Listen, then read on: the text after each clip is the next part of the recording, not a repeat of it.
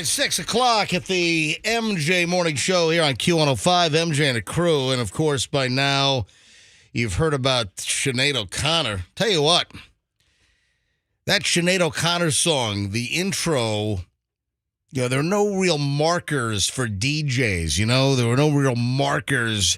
It just that kind of droney intro. And I think the song Nothing Compares to You is a phenomenal song. Of course, well, one of the reasons why it's a phenomenal song, you know why, right? Because it's good? Yeah, I'm looking for a little deeper analysis. I don't know why. Yeah, Froggy, any idea why Nothing Compares to You? She delivered an excellent performance. I mean, her voice is... She cries during the video, doesn't she? Well, that's right. Yeah, she's got a tear streaming down, I think, her left cheek during the video, yeah. What do you think it is, Froggy? Why do you think it's a great song? I think it's because she ripped the picture of the Pope on SNL. No. That's all I know about her. Fight the real enemy. Guy, who wrote the song? Prince. Oh, are you here? Oh, welcome. How you doing? Yes, welcome. I'm glad you can Prince. I won't be here tomorrow. Yeah. So listen to the intro of this song, and it was always tough. You had to look at the clock because there were in songs, you can generally hear the beat and there were certain little signature pieces, in a song, and you kind of like feel it out, hear it. But with Nothing Compares... what music change? I'll do it as Hal Herman. Here we go. Ready? All right. You gonna do a Hal Herman intro to Sinead O'Connor? All right. Go ahead. Welcome to Q105, 80s and boards. Hal, I just blacked out. What did I just do? Hal, that was pretty good. Well, I just blacked out for a second. Wow, I am very impressed. Well, thank you. I'm going to leave now. Thanks. Whoa. Wow, Hal, that was I was impressive. expecting a train wreck where you just talk right over Hey, it. it's early. Did I maybe my brain's not working right yet. Did I mention why No. the song's good? Did I Not yet. give the answer? Roxanne, I think I did. Knows the answer. What'd you say? Because Prince wrote it. Yeah, Prince wrote the song. Oh, no. Yeah, so did you know that? I did not.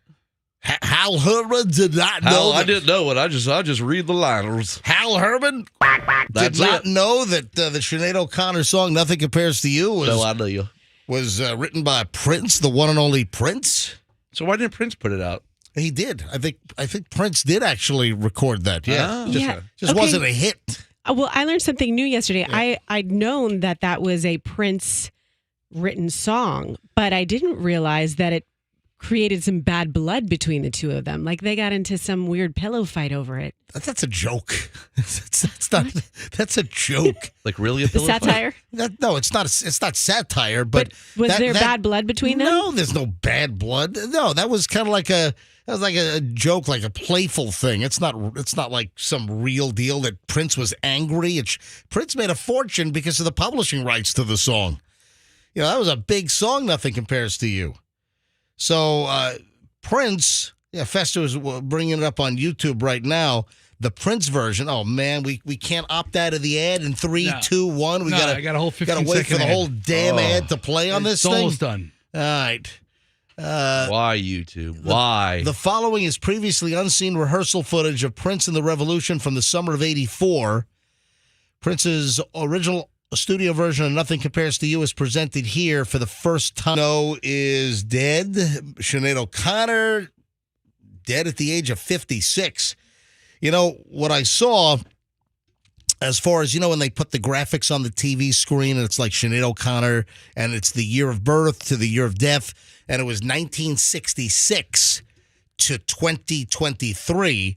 And what kind of caught my attention is 66. That's my year of birth. So Sinead O'Connor and myself, the same age. And the other thing is, people are saying, well, what was the cause of death? They're not, she wasn't in a motorcycle crash. She didn't have, to the best of our knowledge, she didn't have any deadly disease. And when you hear that Sinead O'Connor has passed away at the age of 56, and you look at her previous history, she was diagnosed with bipolar disorder, about 20 years ago. She's had mental health issues. So, and her son. Yeah, her son committed suicide at 17, like what, a year ago or so? Yeah. 2 years ago? It was somewhat recently. And listen, one's got to believe with the lack of information on cause of death that Sinead O'Connor took her own life, which is just incredibly sad because she really was a phenomenal singer. I mean, really a hell of a voice. All right, 6:07 at the MJ Morning Show. Just getting rolling here on a Thursday. Cash is on the way. Man, sorry to start the show with such a downer.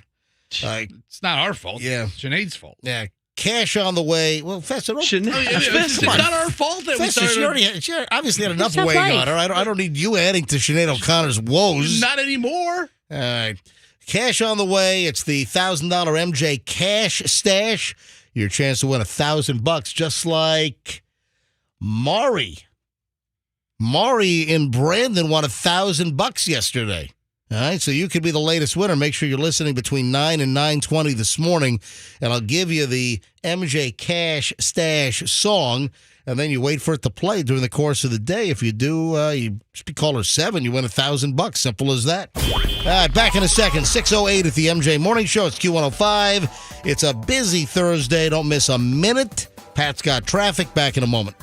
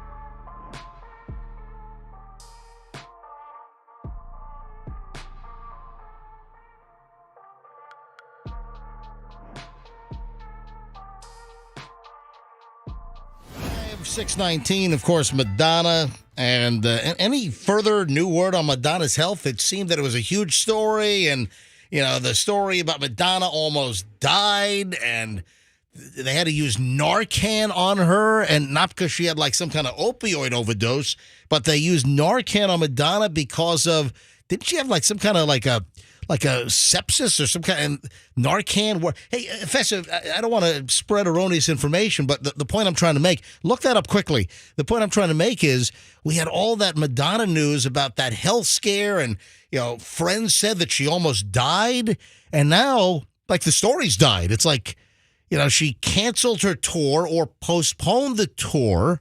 We were supposed to have Madonna at Amalie Arena here in Tampa Bay in September. Yeah. And that show's been postponed. Then didn't she announce that she was going to start the European leg of her tour in the fall if her health was okay, and then they'd come back around and do the U.S. dates? Yeah, hang on to your tickets because it will be rescheduled. Yeah. So, they had to use Narcan on her. Okay.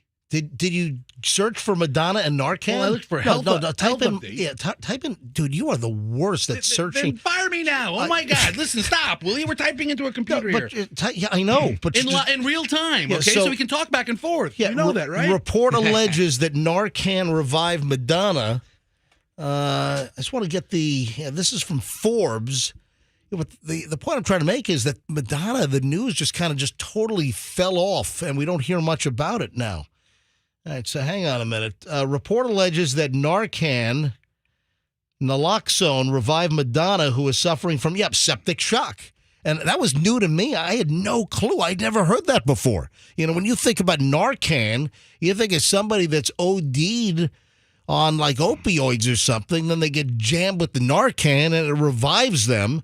But apparently Narcan can be used to assist people with septic shock in an emergency after she was found unresponsive in her home on June 24th. And then all those reports about she almost died.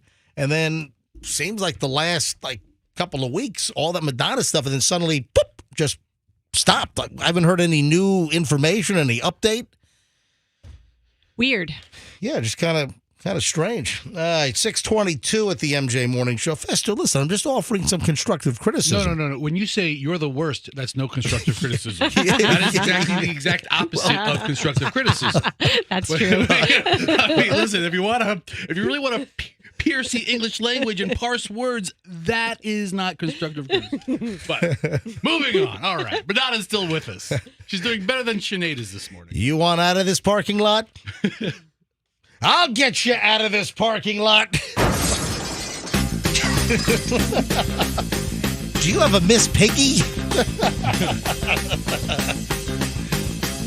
By the way, there was a comment about Jake and Elwood in the Bluesmobile, and Elwood was yelling at Jake, and Jake said, how about offering some constructive criticism, all right? Criticism. Yeah, lots of space in this mall. Oh, look, disco pants and haircuts. Yeah. Please quote any other movie. This mall has everything. I haven't seen the movie, but now I feel like I have. Thanks, guys. Baby, what? You have never seen the Blues Brothers? Told you that. Holy, you have never seen the Blues Brothers? Well, what year did it come out? 1980. I was 14 years old. They broke my watch. Anyways, where the hell was I? Oh, so Fester, I'm just telling you, I'm offering constructive criticism. You are the clumsiest oaf on a computer. Okay, It's unbelievable. Listen, you know what? I don't need to be at the computer position. I mean, it's the simplest stuff to do a quick little search. I typed in Madonna health. Listen, and you said Madonna Narcan. I'm so far off. No, just in general. Watching you operate the computer is painful. Oaf is another word that is not to be used in a constructive criticism session. Okay, if we're going to start pointing out painful things, I'll be on. Fester's going to open up a computer repair center called Computer Oaf. Well, looks broken to me. You got You got what? You break, I fix. Well, welcome to Computer Oaf. This is Fester. How can I help you? Yeah, what? Computer oaf. Hey, dude. All right, so Hold on. Go. I'm going to buy that domain. I'm going to buy it. I was just going to ask about that. Hold on. Go see if Computer Oaf is taken. It's mine now. Oh, I'm sure it's taken. All right, Fester's going to GoDaddy.com or Namecheap GoDaddy. OAF? Yeah, Oaf. ComputerOaf.com. Is that? Oh, it's available. It is. Your domain is available. So, nobody has taken Computer Oaf. All right, so welcome to Computer Oaf. I've had your computer now for a couple of days, so I want you to know I downloaded all the pictures of your wife. Hey, I wonder what the phone number is at Computer Oaf. Froggy? 813-310-8444 for the oaf. Yeah. Folks, call Computer Oaf right now. Don't call. Call and text Computer Oaf right now. It's 813. Hey, let me get the sign in the back. Yeah, of the right, room. the sign right Hold on here. a minute. I got the sign. Let me hold it up to the camera as well. Folks, if you have any computer questions, just call Computer Oaf right now or text Computer Oaf 813-310-8444. The number for all of your computer problems at Computer Oaf is 813-310-8444. So, fire up the Computer Oaf phone lines if you have any issues. How about Hunter Biden? Has he ever brought a computer to Computer Oaf? Oh, yeah. We helped Hunter a lot Big client. by doing nothing. Oh, Computer Oaf is getting calls. Just answer it on Computer speaker. Oaf. Answer on speakerphone. Go ahead. Hold on here. Hello? Computer Oaf, how can I help you? Hi, yes, I need my computer fixed by Fester, the Computer Oaf. Well, can you bring it by the store for us, please? Place. I'll be right there. Thank you so much. All right. What kind of problems are you having with your computer? I can't turn it on. You got to confirm that. All right. We'll get on that. All right, who's this? My name's Angie Stevens. All right, thank you. Listen, Thanks, Angie. Angie, thank you. Thanks for calling Computer Oaf. All right, bye. All right. That's the only call I'll answer. Only call. You can text me all day. How many but, texts are coming in? let me see. 15, 16. You were on vibrate and you put it on. Yeah. You put it on Audible so we could hear the phone ring, right? All right, here we go. All right. Thank you, Angie. Computer Oaf is off to a smashing start. It is. Very excited about my new venture. I can't believe that the domain is available. ComputerOaf.com. What else could that possibly be? What do you mean? I can't believe it. Because everything is already taken. It's like somebody's taken the domain for everything. All right, how about Computer Schmuck? Try that. Try Geek Squad, we are coming on strong with Computer Oaf. Computer Schmuck, SCHMUCK. Is Computer Schmuck available? Hey, That's available. Oh my God, Computer Oaf and Computer. What do you like better? I like Schmuck better. For Fester's new store, you like Computer Schmuck better, Froggy? I think that has a better sound to it I for a like business. Oaf goes with the character, though. With character. the This is my computer life. repairman. It's business. All right, Character. I got a new one. Computer Slob. Slob. I check and see if Computer Slob is available. LO. Yeah, computerslob.com. Is it available? It's available. How are all these available? Because they're not good business models. All right. You don't want a slob working on your computer. You're going to get crumbs in the keyboard when they return it to How you. about Computer Dummy? Hold on a minute. Hold on. Froggy, that's a good one, too. Hold on a minute. Here's the deal. Is GoDaddy running a racket here telling us everything's available? No, because if it is taken, they'll say, No. this is taken. And But they'll tell you. What I'm saying is, are they telling you it's available and you get a little further down the road and they're like, oh, no, that's not available, No. but you can get computeroaf.us. No, if they say if it's available, yeah, it's like I it's typed in available. computer man, right? And it's not available.com.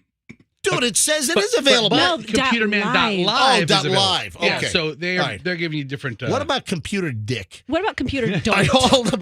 Computer Dick. That's a good one, too. How about Computer Dick? .org is available. Yeah. Yeah. All right, so you're telling me the other ones, the .coms were available? No, but if we wanted to do a computer dick nonprofit, this would be the website. Computerdick.org. Welcome to Computer Dick. I don't make any money. Wait a second. Go. I'm a 501c3. Thank you very much. But the other ones were available I don't in know. .coms? I wasn't paying that much. I Well, gotta go no, back that's to computer. what I'm asking. Let Go me back to Computer Slob. Computerslob.com .com. is available. Yes. All right. Was there another one? Computer Dolt. Yeah, Computer Dolt. I'm sure that's available. Yeah. Computer Dolt. .org. No. Someone's already gone with it. Someone's already got computerdolt.com. You got to go with .org. Wow. ComputerOaf.com, the original name of my company, Is available. is available. Yes. How about Compute Turd? Computer. URD, yeah. Yeah. Yeah, So it kind of changes the name of computer. Computer. Gotta go .org. Oh, but also it could Somebody's be, taking that? Wait a minute, because it could be CompuTurd. Because look, it's, yeah, that's a No, that's a store I want to go to. exactly. I don't want to go to Comp USA. Are they still around? Or are they gone? No, there you go. Comp USA. I want to go to CompuTurd. Computer. The crappiest computers anywhere. Computer.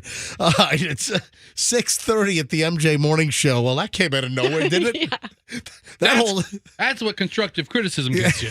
That whole segment we just pulled that out of our. Speaking of turds, we just pulled that whole segment out of our butts. Radio turd. So I've got a great pile. Seriously, I got a great pile of early morons in the news, and we'll get to it next. Don't forget, keep listening, folks, because at 9 o'clock, the door opens. Between 9 and 9:20, I will give you today's $1,000 song for the MJ Cash Stash. This is this is dolt proof, all right? This contest is dummy proof. You just listen. I tell you what song to listen for. It'll play before 6 p.m. tonight during the workday. And if you're caller 7, you win $1,000. Just like Maury in Brandon yesterday. All right, 6:32. I want to talk about my good friends at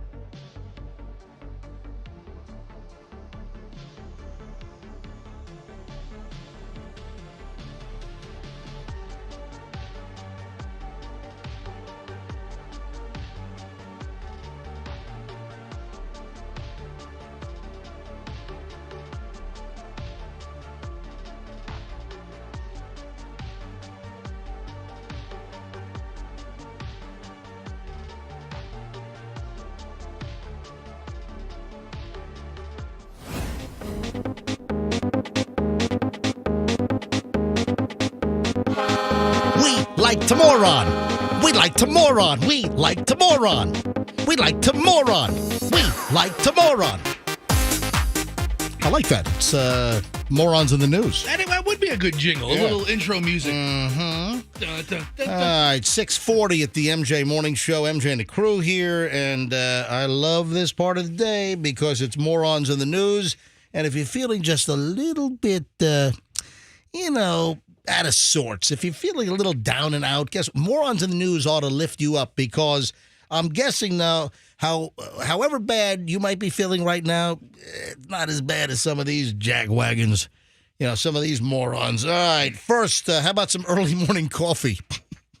Okay. In your face. Whoa. Was this at a house or a restaurant? Dunkin' Donuts. Good coffee. Yeah, good coffee. It is. That's Michelle's choice. I'm out and about. Hey, could you bring me a small Dunkin' Donuts coffee? And Michelle asks me, typically, it's usually on the weekends. Or sometimes, weekdays, she'll say, hey, can you stop at Dunkin' Donuts? And they put a new Dunkin' Donuts in not far away from our house. See, we're in South Tampa. We're in the Beach Park area, off of West Shore.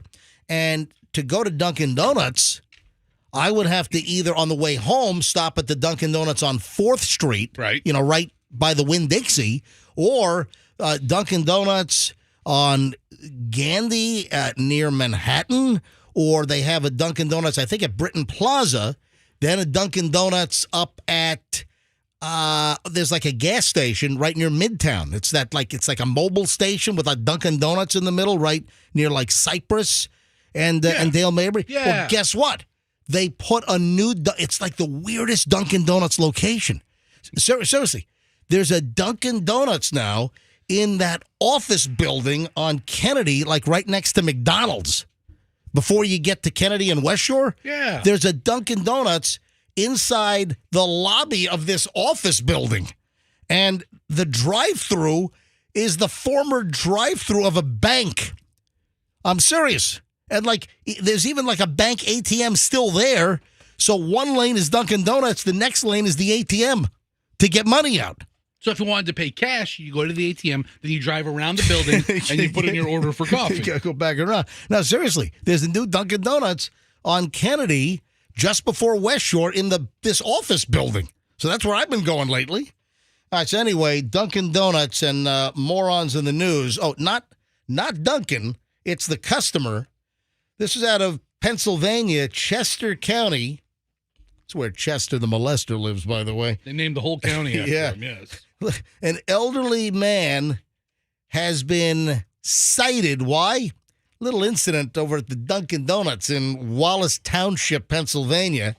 According to the Pennsylvania State Police, situation happened earlier this week.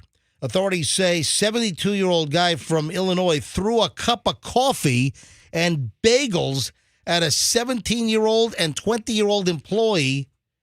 Officials say the man later was cited for harassment involving physical contact due to his behavior. What would cause a 72-year-old guy to throw hot coffee and bagels? That's all I have. There's no more information. All I have is a 72-year-old dude threw Dunkin' Donuts coffee and bagels right back at the employees that gave it to him. You got to figure, these are young employees, 17 and 20 years old.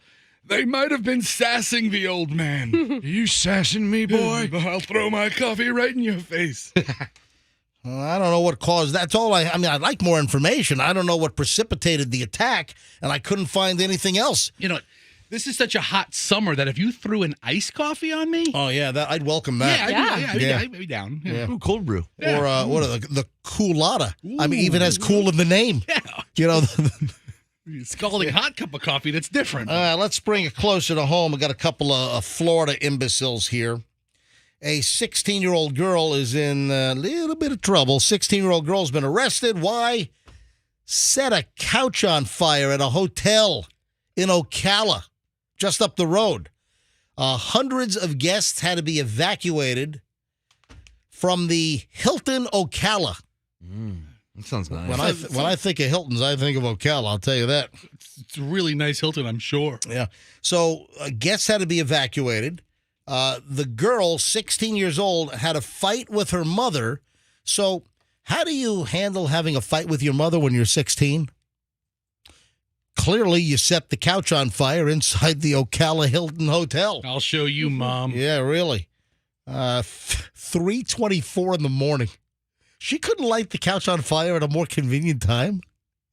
3:24 in the morning? Yeah, I'm not opposed to you lighting the couch on fire in your own room. Oh, stop. I'm not opposed to it. Fest- I'm opposed to it, you doing it in the middle of the night when I'm sleeping. Fester, that's the dumbest thing you've ever said. If you're gonna do it- you're not. No, you don't light anything on fire in a hotel Right. where you have hundreds of people. No, you just said the dumbest thing I've heard you say in a long time. You're not opposed to you lighting the couch on fire in your own room. What the hell are you saying? I'm more offended by the time of day she chose stop to it. do it. You don't light anything on fire in a hotel. Any time of day is going to inconvenience you as a member, as a hotel stay. Yeah, but listen, if you're going to have some 16-year-old punk that's going to light the couch on fire, it's better at 3 o'clock in the afternoon versus 3 o'clock in the morning. That way you don't interrupt sleep or the breakfast buffet. But also, it could be more dangerous because you have people sleeping.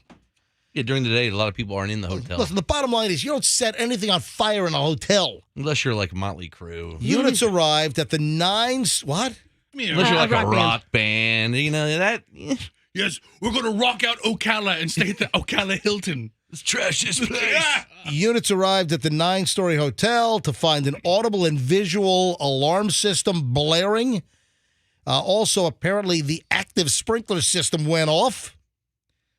You ever see in hotels, they have that sprinkler like on the wall? Yeah. And they have a little note on there. Do not use this as a hanger. I've never seen that note. You've never, trust me, next time you stay in a hotel room, notice the sprinkler. And a lot of times They're on the side wall, kind of up high on the side wall. So it's not like in the ceiling. A lot of times they're on the side wall. And look, you'll see a little note, like a little tag right there. Look, Fester brought up a picture. There's like a little note, and sometimes even has a coat hanger with a red line through it. And I've seen the red line with the coat hanger. it's like, so people would use the sprinkler system on the wall to like hang a suit. I've stayed in a lot of hotels, and I've never seen that. It is there. It's just you're not too observant. You ever stayed in the 13th floor? No, usually they don't have them. Well, that's kind of old. Like that's kind of No, the last one I stayed at was an Yeah. old hotel, and they didn't have it. Really. Yeah, I took a picture of Where the- was that? Indianapolis. Really? No 13th floor. Yeah, stuff they're building now. There's a lot of 13th floors that 13th floors that I've seen. All right, so units arrived at the hotel. They found the sprinkler going off. The alarms are blaring. Ocala Police Department were helping guests evacuate 3:20 in the morning. Unbelievable. Firefighters encountered moderate smoke as they entered the lobby. They made their way down the first floor hallway near the banquet rooms to find the source of the fire, which was worsening as they approached. Using thermal imaging camera, crews located the seat of the fire, according to Ocala Fire and Rescue. In conjunction with the sprinkler system, crews used water to smother the flames, which consumed the couch and scorched an adjacent wall. The fire was extinguished entirely within 7 minutes of arrival, officials said, but given the deliberate nature of the blaze, the Ocala Fire Department and police are treating it as an arson. A brief investigation. Yes, very brief. A brief investigation showed that the 16-year-old girl was responsible. She was arrested. Visiting from Peoria, Illinois, police said she allegedly started the fire after fighting with her mother. We don't know what caused the fight with her mother, but she lit the sofa on fire because of the fight. Damage to the hotel is estimated to be a couple of $100,000. Man, they're in trouble. I mean, just the smoke damage and fixing the wall and the couch is the easy part. You know, have you ever seen the signs in the hotel? Speaking of signs in the hotel room, Let's see how observant I am for this one. you ever Okay. see the signs that say this is a non-smoking room and there'll be a $250 cleanup fee if you smoke in the room? Mm-hmm. I've seen that. What's the cleanup fee charge if you light the room on fire? Well, apparently it's a couple of $100,000. Ugh. Oh, so you have seen that sign, I have, right? I have noticed that sign. She's a smoker. Thankfully, no one was injured. Hotel guests were able to return to their rooms the same morning, and the girl's been arrested. And, man, a couple of $100,000 in damage. Teenage girl's been charged with arson, and the investigation continues. So there you go.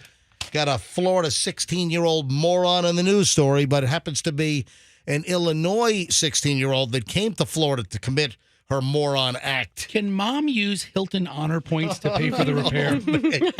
Yes. How many points? How many Hilton's honors points for burning your damn room to the ground? My God. What an absolute complete total mess. You got the MJ Morning Show 650. Don't forget, $1,000. Had another $1,000 winner yesterday. How'd you like to be the winner today? You want $1,000? This is a local-only contest, folks. So coming up between 9 and 9:20, I'll tell you what song to listen for. It'll play guaranteed during the workday. When you hear the song, you be caller 7 and win $1,000. Simple as that. All right, we're back in minutes, and we got a loaded 7 o'clock hour on the way in just a bit. Hey, if you're looking to reduce your power bills, go solar.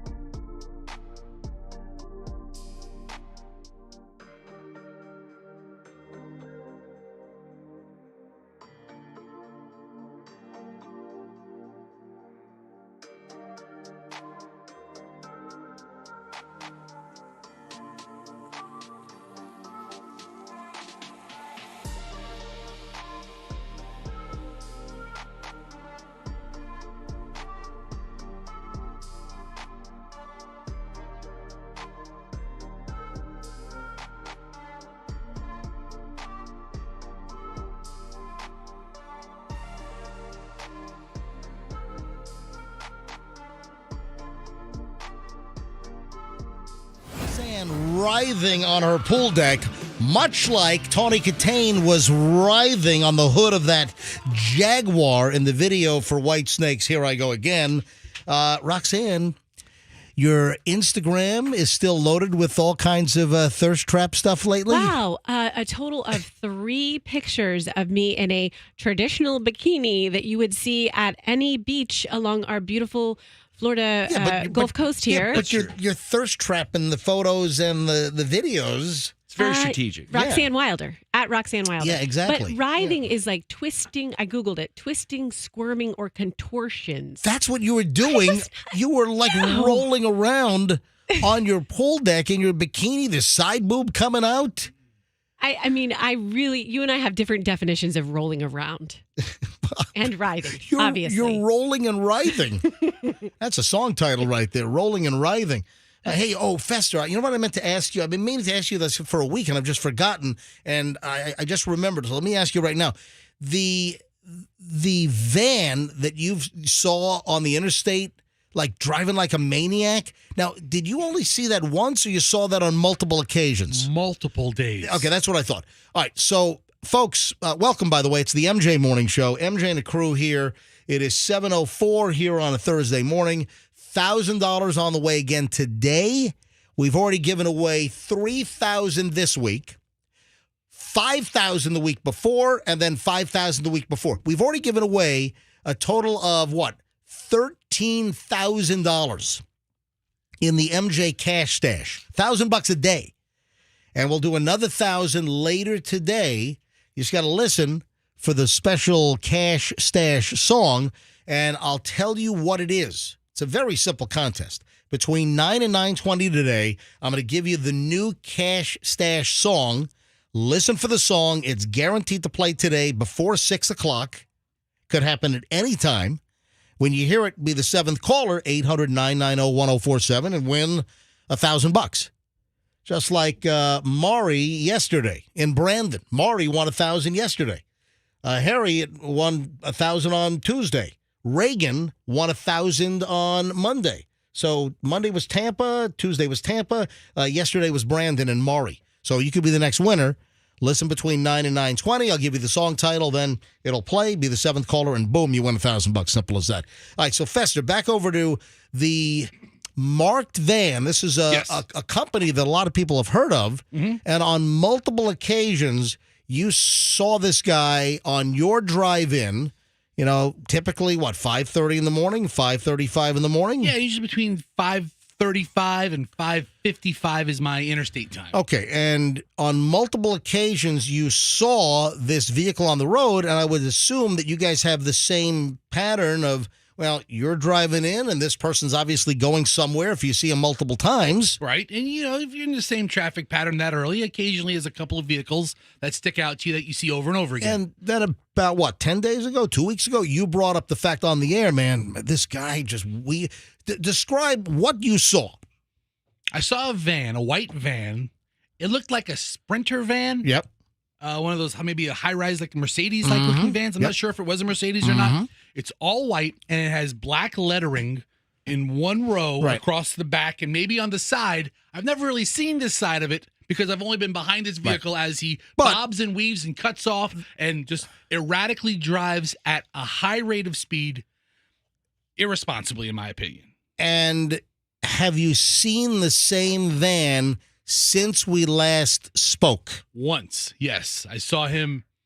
So after we talked about this on the show, you did see him again. Yeah, I think I saw him either Monday or Tuesday of this week, and I was. And how was the driving? He blew by me. Are you serious? I don't drive slowly in the morning. Okay. Are you serious? I know there's a speed limit on the interstate, but the interstate's not that crowded. And I'm good for 70 miles an hour, 75 miles an hour through downtown, through Pasadena, maybe over. I'm in the mid 70s.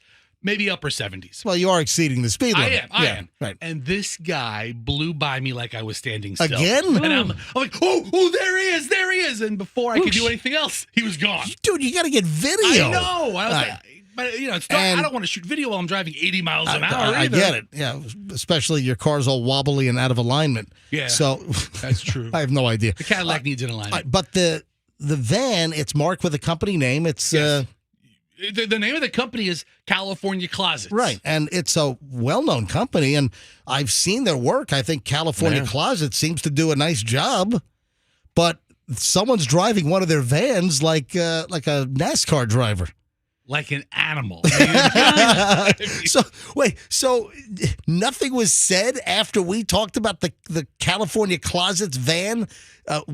When you saw it the first time, it was like weaving and swerving, right? He would cut people off. He would cut people off when there really wasn't a lot of space. Well, that's kind of symbolic of what he does. He finds spaces in your closet that you didn't think existed. Yeah. He finds cuts on the road. He's very efficient with his driving spaces. They got to get to their next customer very quickly to install the closet. I mean, so we're gonna.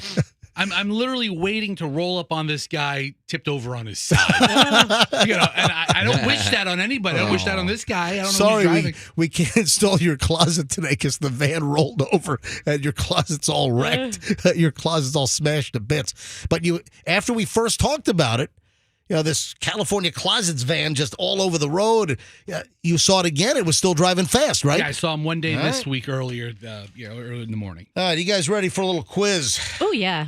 Please. I love a pop quiz. Ladies and gentlemen, it is time for an MJ Morning Show quiz. We're going to bring in Roxanne and Fester and Froggy to play.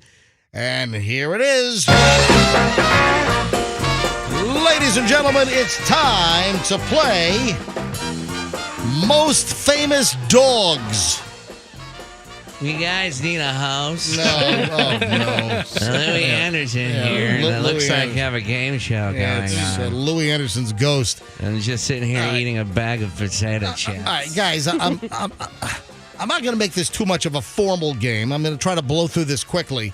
But no, I saw a little piece on the most famous dogs, top 5 notable dogs in pop culture. Oh. All right, so These days?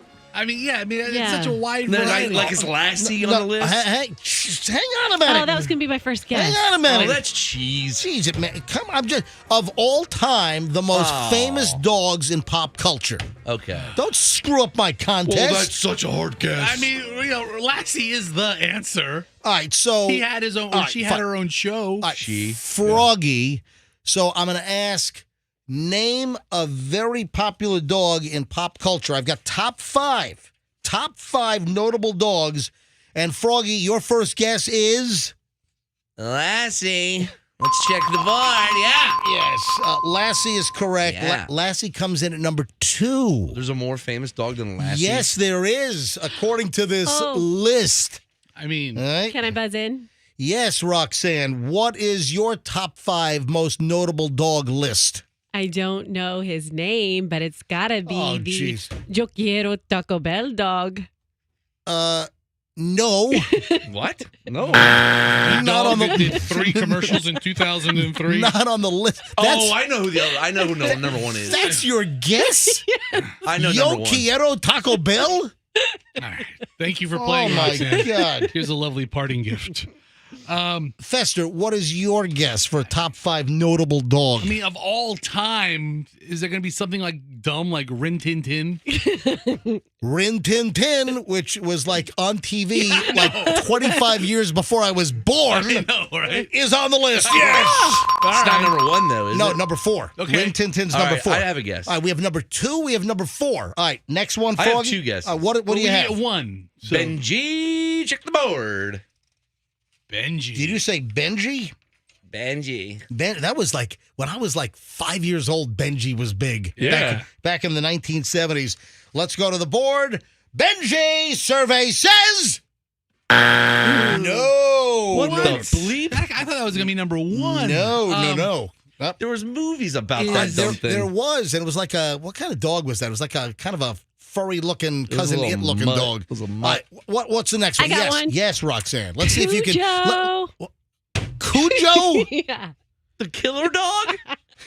That got bitten on the nose by a bat and got rabies? Yes. Show me Cujo! Oh, no. Oh, I have a guess. Yes. What about Spuds McKinsey? It would be Mackenzie, not He's got to McKinsey. be pretty famous. Show me Spuds McKenzie! Nope. How about Beethoven? Oh. No.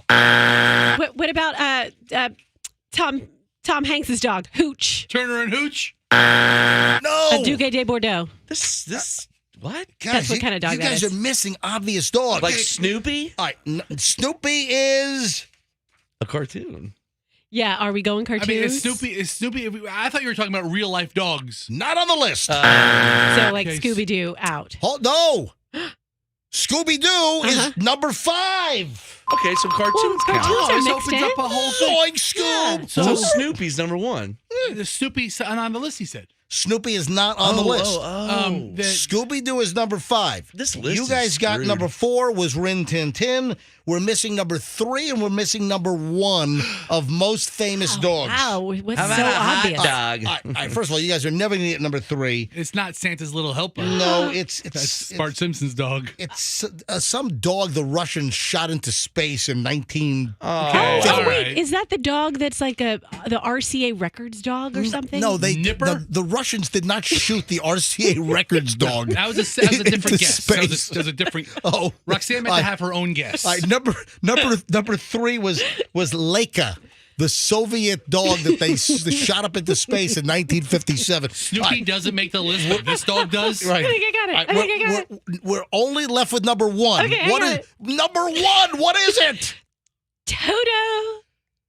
Show me Toto. It is. This is a terrible It list. is. It really is. Yeah, Toto, and I'll get you, my pretty, and your little dog, too. Yeah, Toto's on the list, so there we go.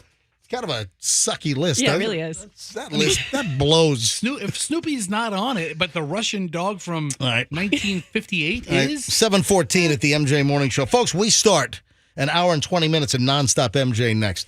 Hey, there is a little a candy item that grossed me out. There is a special edition of a candy that is just nasty. And you'll know exactly what this is, but this is so unappealing to me. I mean, just thinking about it makes me want to, chum the waters. Hold on, we'll get to that next. Man, we got a lot of stuff. Roxanne, I got to ask you. Yeah. I got a little issue I got to explore with Roxanne. So hold on. This might be uncomfortable. This might get very uncomfortable next. Well, I'm off tomorrow, All so right, hold how on. about it? That's next on the MJ Morning Show here on Q105. Duncan Duo is going to sell your home.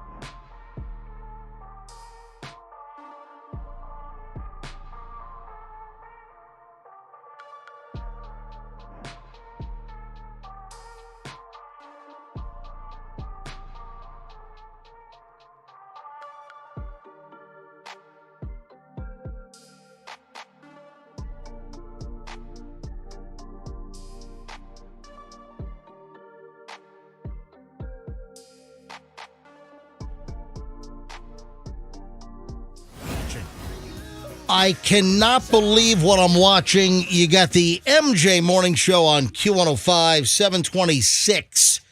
Yeah, I'm a couple of minutes late starting our hour and 20 minutes nonstop MJ. I like to do it by like 723, 724. Don't worry, I'll make it up on the back end. An hour and 20 minutes. An hour and 20 minutes nonstop MJ right now. Fester, this is unbelievable. Fester just played a video for me that apparently just got posted, right? When did this get posted? I saw it this morning, like during the last segment, and like toward the end of it. My friend put it on Facebook 4 hours ago, right? Several hours ago, a couple hours ago. All right, this is, folks, you're not going to believe what I just saw. This is amazing. We will tell you exactly what's happening. Froggy, you haven't seen this yet, have you? I have not, but I'm excited. Dude, all right, hold on. I got other things to do, but this is unbelievable. This could be the top item of the day. Seriously, this could be the number one piece of content of the day. Hold on, I'll get to it in minutes. Froggy, you're not going to believe this. I don't think you're giving it enough credit. This might be the top item of the month. You don't think I'm hyping it enough? I mean, item of the day. All right, we're gonna make it available to you. We're gonna post it. We'll give you full details in a second. This is the craziest thing I've seen in a long time, and it's coming in just a bit here on the MJ Morning Show on Q105. Hey, thanks for listening, folks. And I want to thank the folks that have reached out to me, either via DM on Instagram or sending me an email. On Instagram, I'm Certified MJ Radio. So if you don't follow me on Instagram, if you don't follow, you should. I'm Certified MJ Radio because there are a couple of things on my Instagram that are getting a lot of attention right now. And then if you want to email me, it's mj@mjmorningshow.com. You can email me anything, content. You got some hot tips, got some gossip, stuff we got to know. Just want to say hello, mj@mjmorningshow.com. And I'm getting a lot of feedback, folks that are saying, hey, I'm doing my part because I kind of launched the MJ3 a day. MJ3 a day is just, I'm asking you, if you like the show, just tell 3 people that you listen to the MJ Morning Show on Q105, 104.7 FM, and just tell 3 people today that you listen to the show and that they ought to give us a listen.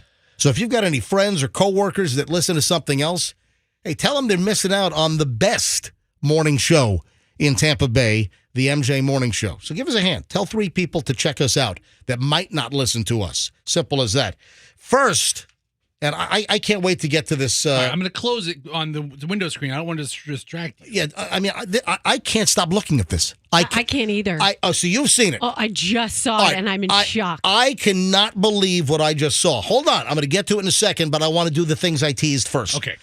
The first item is this disgusting candy that everyone knows, and it's typically not disgusting, although I think they don't allow them to be sold in Europe. I think it's, you know what? You're right. I think that this particular candy, in normal form, I don't think is allowed to be sold in Europe for some reason. Because of dye? We can look that up in just a second. But there is a variety, which, listen, this is a stunt. All right, it's a PR stunt. Listen, I'm all up for a good PR stunt. Like, you got a local burger place that's making like a 10-stack burger. Did you see that? Yeah. Hey, that sounds wacky. You know, and listen, good for them. And we'll get into that later on. But I'm all in for a good publicity stunt to do something and get some media attention. We love stunts. Yeah, that's what listen, made a career out of that crap. I love it. All right, but Skittles has teamed up with French's Mustard for French's Mustard flavored Skittles. Ew, that's Exactly. disgusting. That is foul. I don't even like mustard as its own thing or on a hot dog. Oh no, I love mustard. I hate mustard. Got some Grey Poupon. Have any Grey Poupon? But mustard. I want to pull up next to Tom Brady's Rolls Royce with that Russian model. What's it? Arena Shake? whatever. Arena. I want to pull next to Tom Brady in the Rolls Royce in L.A. And I want to say, hey, excuse me, Tom, do you have any Grey Poupon? He's like, he's like, yes, I do. And Yeah. So this is a thing. But listen, it's obviously a publicity stunt. A new limited time flavor. Skittles has teamed up with French's Mustard for a new tangy mustard flavored Skittle. I want to try Yeah, it. my. Matt, say it's disgusting, and like Froggy says, I want to try it. Yeah. I like mustard and Skittles. Yeah, I'm not a big fan of National Whatever Day, but National Mustard Day is August 5th. Well, I hate mustard. And you want to know why I hate it? Because whatever you put it on turns into mustard. Well, that's why it's you mix too it with powerful. mayonnaise. It's powerful. You put mustard on a hot dog, all of a sudden, all you can taste is the mustard. So you think mustard overpowers? Yes, it's too dominant. What about a Dijon? That's even that has like a kick or a spice or Well, something. well, that's too Froggy. offensive. Yes. Well, Froggy is, just mentioned something, and I like a ham sandwich or a turkey sandwich with mustard and mayo, making kind of like a creamy mustardy thing. Yeah, that's what I like. Incidentally, this disgusting Skittles French mustard candy is not going to be like totally widespread. It's only going to be available in select cities. Aw. So how do I find out what the hell are the select cities? We got to call French's Yeah. or Skittles. Yeah, I saw that it might be in Atlanta, Washington, and New York. I don't know about any other cities, but looks like maybe Atlanta, Washington, and New York. And I guess they have an online sweepstakes so you can try to win a chance for them to mail you a package of these disgusting French's mustard Skittles. That's foul. And what about the European ban? Am I right or wrong on that? I thought that I had read somewhere that Skittles were banned in like EU countries, European Union, because I don't know, they contain like floor wax or something. I don't know what. Well, that's what gives it the nice shine on the outside of the little Skittle pellets. No, it's the Skittle has Oh, titanium dioxide, yeah. And which is the number one ingredient in floor wax. We need no, to no, I'm run kidding. that. I we have no need idea. to run a pack of Skittles through my Yuka app. Can I get Fabuloso flavored Skittles? Yeah, right. Clorox. Hey, it's National Bleach Day. Clorox is teaming up. Clorox is teaming up with Skittles. The Clorox flavored Skittles are Imagine coming. that pitch meeting. Guys, I have a great idea to celebrate National Bleach Day. All right, so I'm not a big fan of National Whatever Day. However, I am an investor in PDQ, so I said yes because today is National Chicken Tender Day. All right, I'm listening. I hate National Whatever Day, but I told the marketing folks at PDQ, yeah, you can come by this morning. So they're coming by like at 9:30 because they do that deal where They're having a big special. they put the chicken tenders in a milkshake. Which, All right. I mean, they've done this for years Yeah, now. yeah, that's- so that's- Very popular. they're going to bring those things by coming up a little after 9 o'clock. So heads up. All right, Roxanne. Yes, MJ. It is 7:34, and next. So hang on, folks. Next, I'm going to get to this unbelievable thing that I cannot unsee. This. We don't have a lot of context on this. This is crazy. We'll get to that in a minute. First, though, Roxanne, when I said that I want to kind of inquire, I want to speak to you about an issue. Dig into my personal life. Maybe. Oh, okay. Do you have any idea? Do you have any clue on why I've teased that, hey, I want to talk to Roxanne about the little personal issue or Roxanne issue? Do you have any idea what I might be digging at? I have no idea, but I do have HR on speed dial right now, so go ahead. Oh, no. We don't have an HR department. I know. We don't. HR speed dial is some robot. Welcome to Beasley HR. Press 1 to file a complaint. All the HR on here is HR puffing stuff or something. All right, so. I have no idea. Does anyone know what that is anymore? I was like 5 years old and you used to turn on the TV and it was like HR puffing stuff. I didn't know. I you had know. no idea that there was such a thing, but it sounded funny. It's a really dated reference. It very, very dated. All right. Now, Roxanne, the reason why I want to kind of poke around in your personal life Mm-hmm. is you said something to me yesterday which kind of intrigued me. And you said something that made me want to Wait. learn more. Wait. Yeah. Was this when Andrew was in the room after the show? I don't think so. I think Okay. that it was just myself. Okay. I think All right. Froggy essentially is in the parking lot burning rubber and out of here before I even say goodbye to everybody. Fester was already gone. You were in the studio. I'm cleaning up. Man, I'm the first one in here. I'm the last one to leave here. Ooh. La-di-da. Oh, you guys mean wise asses? Yeah, and how many employee of the months have you won since? Zero. Yeah, Okay, I'm about to say. So we're all equal as far as that goes. Yeah, we're equal in employee of the month, and you're not the last to leave the building, okay? I'm the last to leave this studio. All right. For the morning show crew, okay? So you have no idea what I'm getting at. I mean, there's only one thing that comes to my mind. but Tell me, what's the one thing that comes to mind? Was it in relation to us talking about why I probably will not be here tomorrow? That is correct. Okay, yeah. Yeah, I know. Yes. So what there's nothing I said that was Oh, yes, troublesome. you did.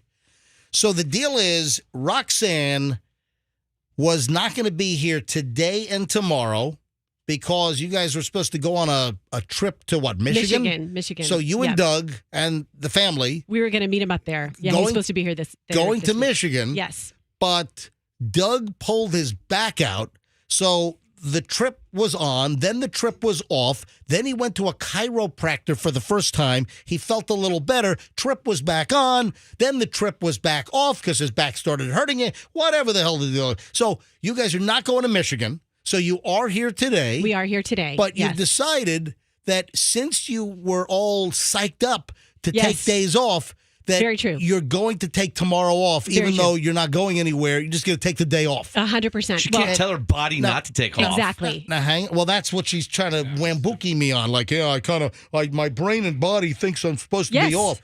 So you're here today, but you're not going to be here tomorrow. Yes, But there is something else that you said when discussing this Yes. with really caught my attention. I'm like, Yeah. oh, my Yeah. God, man, that sounds like Susan Smith or something. Oh, No. dude. No. I Wait, wasn't- who's Susan Smith? Oh, look it Oh, up. you don't know Susan Smith? Look it up. Yeah, you don't want to look it up. Wow, if Probably. you would have said, guess a name you would not hear on this morning's radio show. What are you laughing at? Well, all right, hold on. Susan I Smith. just looked it up. Susan Okay, that's Smith, a downer. She's the That's a South downer. Carolina woman that drove her car. No. Not cool. Was Susan Smith? Well, you have South Carolina, then you have the Texas lady. Which one was South Carolina? Which one One was was Texas? a tub, one was a car. Yeah. Which was She was car. All right, She was Susan car. Smith. Yeah, Susan Smith was South Carolina, and then you have the Texas lady. All right, now Roxanne, Oh, wow. Horrible. this is what you. This is what you said. MJ, we speak in hyperbole around here. Do we not? Do you know what you said? Do you know what I processed? Do you know what caught me off guard? What did you say yesterday? Okay, I in the started- studio. okay. I was the only one Okay. in here, and you said yes. I'm taking Friday Okay. off, and then you said something that kind of shocked me. The only thing that I can think that Do I you said, remember? This is what I said What? because I remember being taken aback last week when you were like, "Are you and Doug going to be together in 5 years? Are you and Doug going to be?" And I was like, "Did I? What have I said to make him think that there's any issues like that?" So then I reinforced. I said, "Listen, this doesn't mean that Doug and I aren't going to be together in 5 years, but I have to tell you, my family's driving me crazy right now." That's what I said to you. No, you said something even stronger than that. I think that you misheard. No, I did not. I think maybe I was making a really big case for why I really need to take off tomorrow. I wrote it down. Yeah, your defensiveness. And Doug. Roxanne's initial defensiveness tells me MJ heard exactly Yes. what he thinks he I'm not heard. being defensive. I'm just trying to You recreate. just said, I think you heard wrong. Let me give you the quote. Okay. You said to me, I'll be there tomorrow, which is today. I'm not going to be there Friday. I hate my family. I didn't say that. You did. I wrote it down. I'm like, oh my God. I wrote verbatim. You said, you said, yes, you did. It was just a rough day. You Okay, listen. You want me to tell you what happened? You said, so wait a minute. Now you're admitting that you said, quote, I hate my family. Listen, Doug is not included in that. I really meant to say I hate my kids. Just the kids you produced? You said, well, hence Susan Smith. All right, so. Oh my All right, God. so you all right, that's a terrible reference. I apologize. Okay, all right, okay, but two things. you said, quote, I hate my family. What is going? I mean, should we have you Baker acted or I'm sorry. something? Yeah, okay. listen, I clearly, obviously don't hate my family. I was probably saying that more a ploy to plan your emotions to see, okay, this woman needs a day off. But this is two things that have been happening. Okay, the one thing is that was on the heels of, that was yesterday. So that was Wednesday. So Tuesday night, I took my girls for a lovely walk around the neighborhood, and they had painted rocks with their babysitter, and they hid them in different places around the neighborhood or not hid them, but like to decorate the neighborhood. Or litter.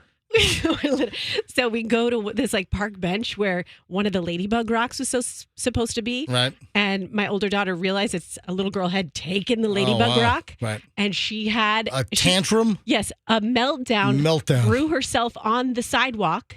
Like just lie down on the sidewalk. And I have Daviana, I was piggybacking her. So Daviana's on my back. I can't physically grab my older daughter and drag her back home. Did you explain to your 6-year-old daughter that if you leave Yes. something in public that somebody might take it? Yes. Listen, don't distract me with ladybugs and rocks and No, everything. I'm telling you what all right, this was on, what precipitated this. why statement. you said, I Yes. hate my family? And so then I'm trying to. I I run into like 5 different neighbors, and she's first of all she wouldn't move. She was lying down on the sidewalk, and I'm like just trying to walk and act like everything's normal. And neighbors are walking by, and I'm like, "Hi there, just out for a nice family walk tonight." And so she's screaming, and then finally she came home. But that was what I was dealing with yesterday when I spoke with you. Do you now admit in the studio, just after the morning show yesterday, do you now admit that you said, I hate my family? Roxanne, Yeah, don't but answer that. I Don't throw answer the word hate around a Don't, lot. don't answer that. You are setting yourself up for a DCF investigation. Parents who publicly say they hate their kids I didn't publicly say it. I said it privately in to a room MJ. full of other people. And it was You a said- joke, you said it. obviously. It was a joke. Okay. It was a Stress joke. joke. I don't hate my kids. Department of Children and Families, can I help you? Yeah, there's some lady I listen to on the radio right now. She says she hates her kids. Apparently, she makes them paint rocks all day, and she hates them. So, Oh, someone just texted me. Yeah. DCF can easily call Roxanne for that comment right now. Oh, really? This is not funny. this is listen. People who just mamby-pamby go around, hey, everybody, I hate my kids. Song of the day is coming up next or whatever. Hey, but listen. I said that in a request to take a day off to spend time with my children. Okay. So figure that out. And now, the most incredible thing I've seen in a very long time. Alert. This, I don't know if I've seen anything crazier than this in months, maybe years. Maybe ever. Who's your friend that posted this? So my friend Rocky, Rocky. he's Yeah, why have we not that kind of Rocky. Why have we never heard of Rocky? He's a guy. He's a guy. He's a No, guy, I've known yeah. him for a long time. He's a guy. Rocky works at the City of Tampa Water Department. Super great guy. Yeah. Look at the meat And you know, packing he's district. become one of those friends I don't talk to ever anymore, but we're still friends on Facebook, and I All wish right. him nothing but the best. So, Great. Rocky posts this. Yeah. So Rocky posts on Facebook this video, and he's, demented like I am with a sixth sense of humor. So I love it. So I have to watch what it is if Rocky posts it, and it's the most amazing thing. Andrew, you have the link, correct? Thumbs up. Yeah, he All does. right, is it ready to go? 2 thumbs up. Is it on videos mentioned on the MJ Morning Show? Okay, folks. Is Andrew not talking today? I am looking at the craziest video that I've seen in a long time, and we have ascertained this is the Walmart bakery department, right? That's what the video says, and it looks just like the Walmart bakery. It has little yellow stickers on everything. Okay. There is a naked guy who is overweight, Is it a guy? I don't know. Hold on, is it a guy or a woman? I don't know, and I haven't heard the audio. I thought there were man boobs that I was looking at. I don't know.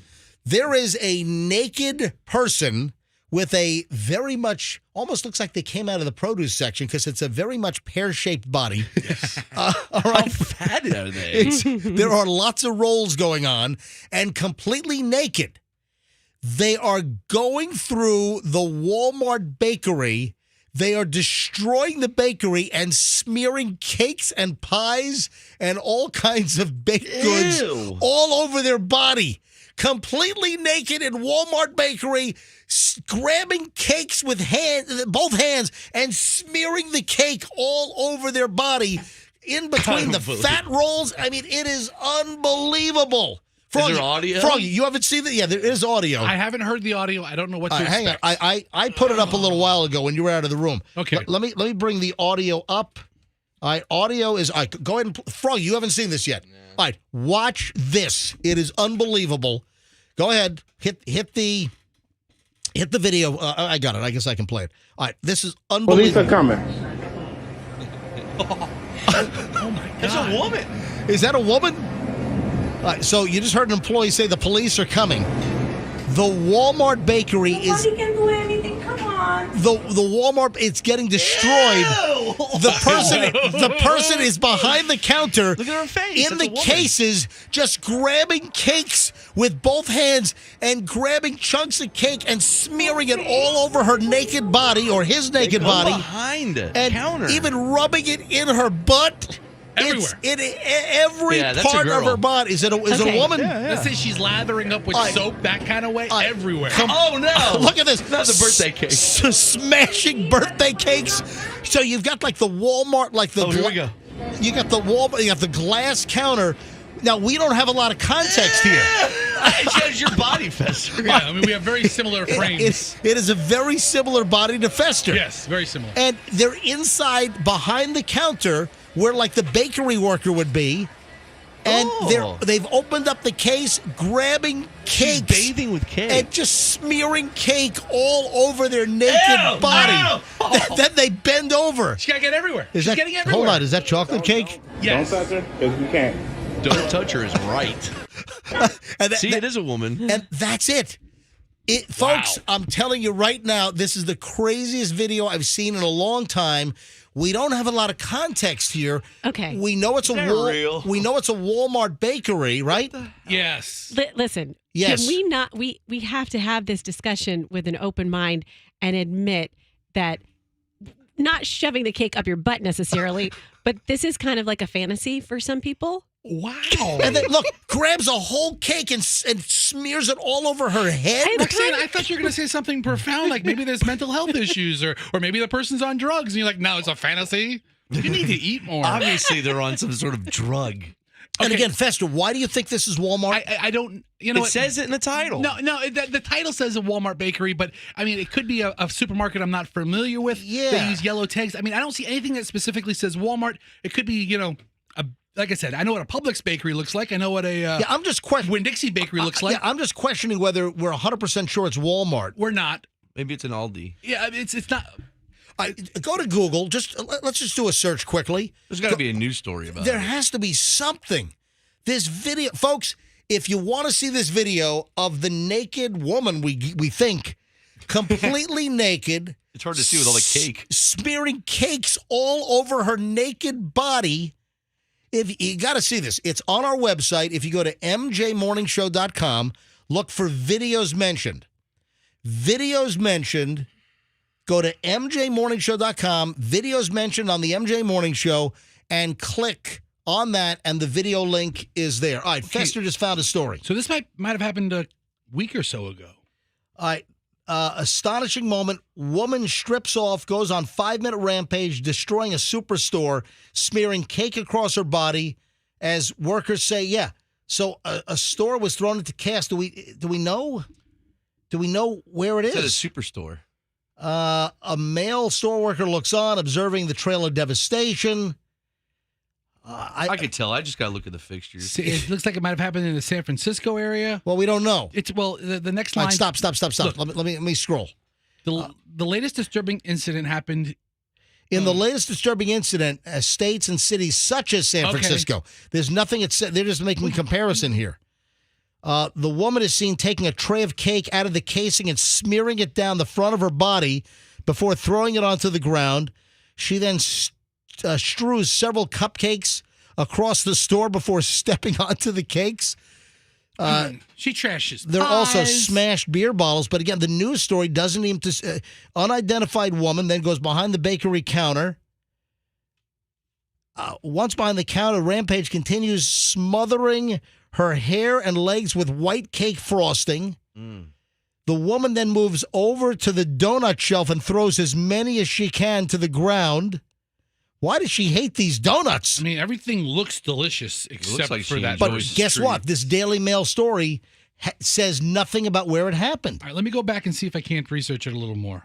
But I'm telling you, folks, this is a topic of conversation at your office later today. Okay, so I've got to Yeah. share something. I Yep. just said, may I share this story? But I'm assuming if you texted me, I'm going to share it. Okay, so this person says, I used to work at an inpatient facility, and this type of behavior was not uncommon, whether it's drug-induced or it's definitely a mental health Hold on. episode. Smearing bakery goods all over your body? No, let me finish. Happens all the time. Happens all the Hey, time. yes. I had a person at my work cover themselves in ice cream in front of me Oh, it's a dream. while holding a conversation and acting like it wasn't happening. What? Person rules. Oh, man. Now, I don't know that it's Fester, there are other Okay. videos, right? Bakery department at the Stop and Shop in All right. Long Branch, New Jersey. We found now. Okay. So it's not Walmart. Correction. Ladies and gentlemen, MJ Morning Show correction. Fester went a little deeper, and now apparently fully naked, obese woman wrecking the bakery department at Stop and Shop in Long Branch, New Jersey. Did she walk in naked? I need more details. How did she She's- get naked? She's picking up sheet cakes and just slamming them on the ground.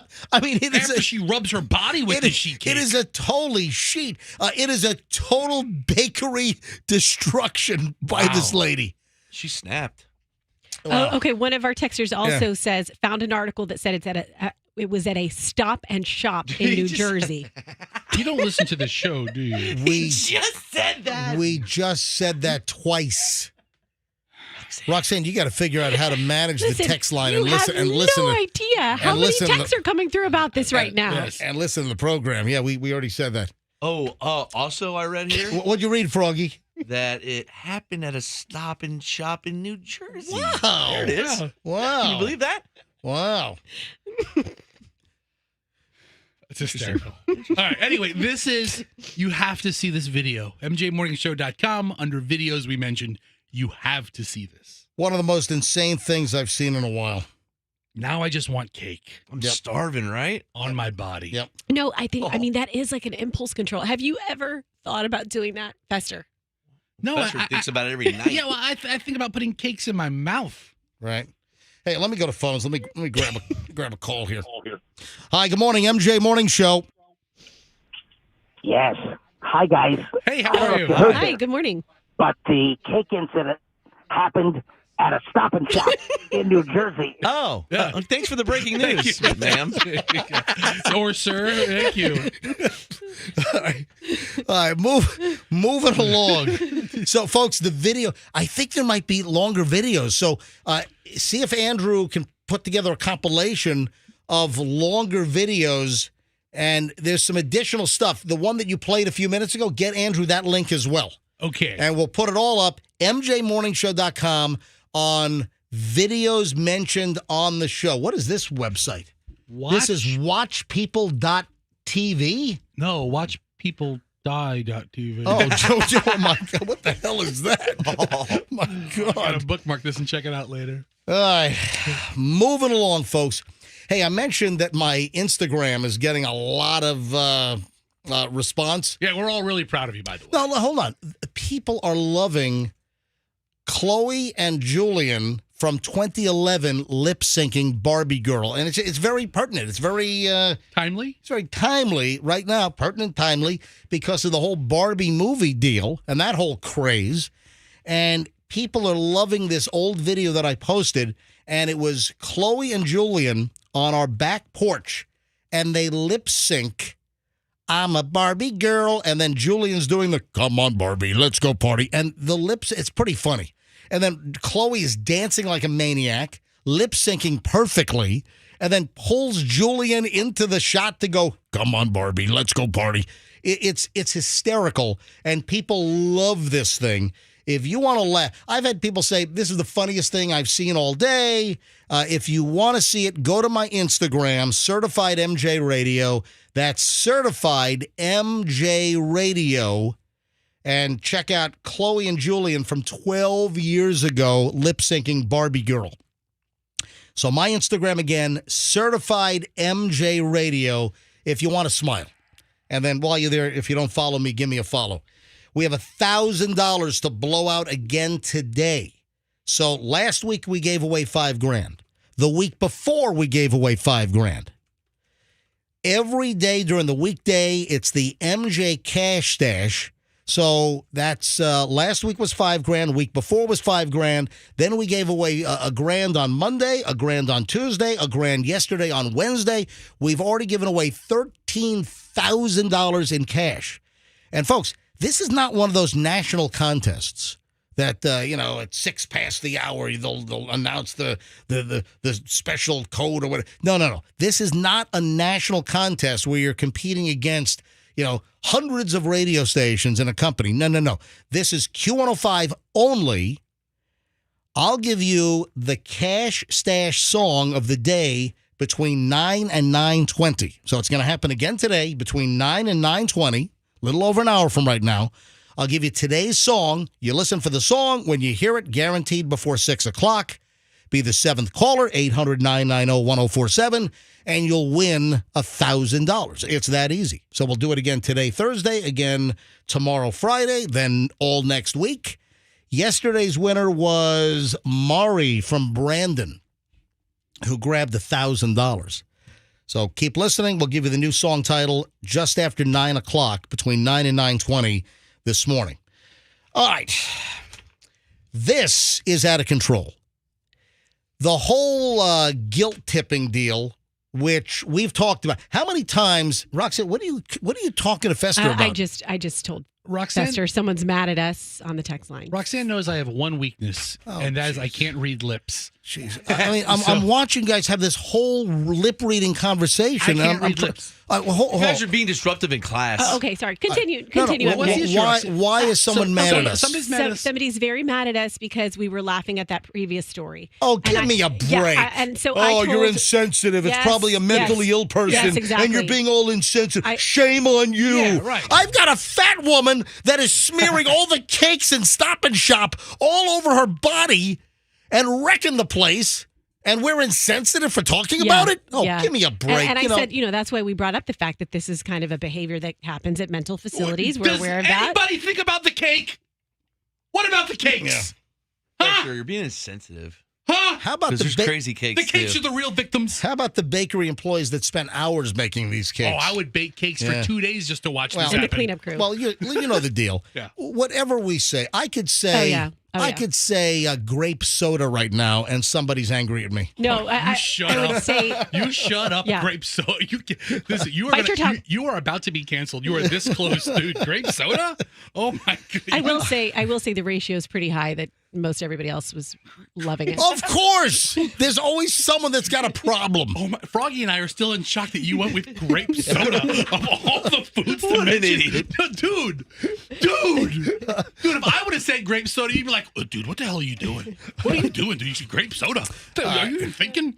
All right, let's go back to what I was just starting to talk about. Yes. And that's the whole tipping culture.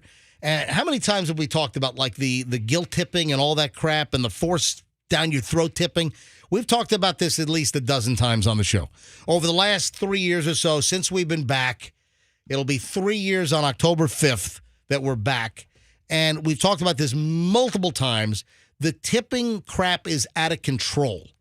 You go pick up a fast food burger or something, and they're expecting a tip. You're checking out wherever, and now the tip screen comes up. It's like you're handing me my bag. Why am I tipping you? Tipping is out of control. And essentially what it is, you've got businesses that are really seeing how far they can push it. Yeah. How far can... Listen, when I'm in a situation, when I'm in a restaurant and we're sitting down, we have great service, I tip. I tip well. If I get great service, if everything goes well, I tip well. If I'm going to pick up a smoothie and the smoothie is $8.99 or something, and then suddenly there's the tip screen, I'm sorry. I don't think I should have to tip on just picking up a smoothie.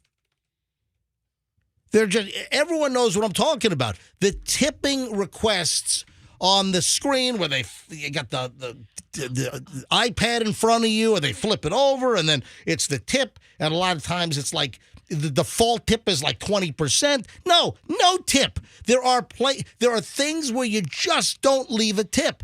And it's like this forced tip culture right now, which is driving me nuts. And the reason why I'm bringing it up again is now it's gone to a new crazy level.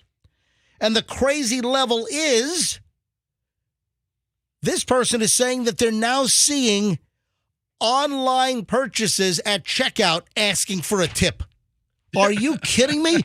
Online, you're buying online. You're on the internet. You go to check out, and whatever's in your cart, and then now there's a line in some places to tip. Yeah, because they want us to get comfortable tipping AI and tipping non-human things. Yeah, tipping computers. What was the? There was another about the airport. Some of the self-service kiosks at the airport. You go, I've been to multiple airports where they have the sandwiches, they've got the drinks, they've got the candies, and you've got self-service checkout at many airports. Sometimes they have someone monitoring, and there are now requests for you to tip as you grab your own item. You've scanned your own item. You have no interaction with anything but a machine, and it's asking for a tip. Where the hell is the tip going? All right. You're really upset about this. it. This goes back to the if you don't ask, you don't know. I mean, they're going to ask everybody, and there's going to be 3%, 4% of people. One of the things, and we've talked about this. One of the reasons for this out of control tip crap is that some business owners, they're seeing how far they can push it by trying to raise money via tips to get better profits. No. To not raise the wages for the employees. Oh, gotcha. So they're trying to force us to pay the additional wages for their employees. So, look at all the tip money you're making versus giving them a raise, per hour. That's one of the games that's being played. Yes. Okay, I just got to have a little tip caveat that kind of annoys me. And now when I tell you this, you'll think about it every time it happens to you. Do you go to places, especially it happens in drive-thrus, where they'll hold the machine out to you before you slip your card in? They go, it's just going to ask you one question. And I always feel like saying, darn well what question it's going to ask me. Like they just try to slide it in. Like they don't say, it's going to ask you if you want to leave a tip. Right. You see them do that when they go. I go to a very fancy pizzeria. I go to a very, very fancy pizza place. Yeah, what? Domino's. Yeah. Domino's, right. And I'll tell you what, I get the $7.99 carry-out pan pizza, and I carry it out deliberately because that's how you get the $7.99 deal. Yeah. And the guy always says, all right, so the computer's going to ask you one question. Yes. Oh, that's it? You know what question this is. So you put your card in, or if you're paying cash, the computer can't ask you the question. Or if you buy it on the app, like I usually do. So suddenly the $7.99 deal gets more expensive because they're trying to guilt tip you. Yes. There's just one question. Oh, just one question. What's the capital of Portugal? Before you answer that question, I want to show you a picture of my starving kids. Hey, what year did the Bolshevik Revolution begin? Yes. How many pieces of green Chinese pottery in a dozen? It's a multiple Lisbon, answer question. 1913 and 12. Wow. I don't know if that's true. I don't know if that's right. They do it all the time at Starbucks. They'll do, just one question. And I think to myself, you didn't even make eye contact with me this whole time. And now you want to shove this in my face? That's the slide-in? Yeah, that's the slide-in is now... just a little question. We got one little question for you. Just a little tip. What do you like my hairstyle today? Do I smell? So their little intro, their little slide-in tactic is, we have one little question for you.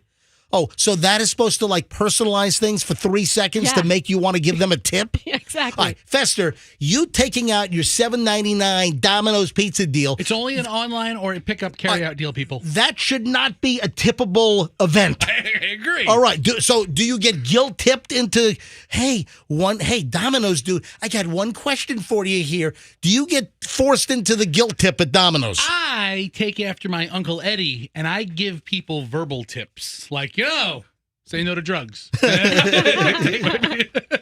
Here's my Here's my tip for you. Let me give you a tip. Yeah. Let me give you a tip, kids. All right, gather around. Dump GameStop.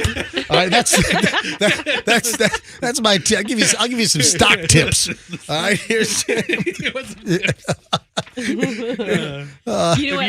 I had this. Oh, wait a What? sec. Have a pocket full of Q-tips. And you just hand them a Q-tip when they ask for the tip. You hand used one. Oh yeah, with earwax all over.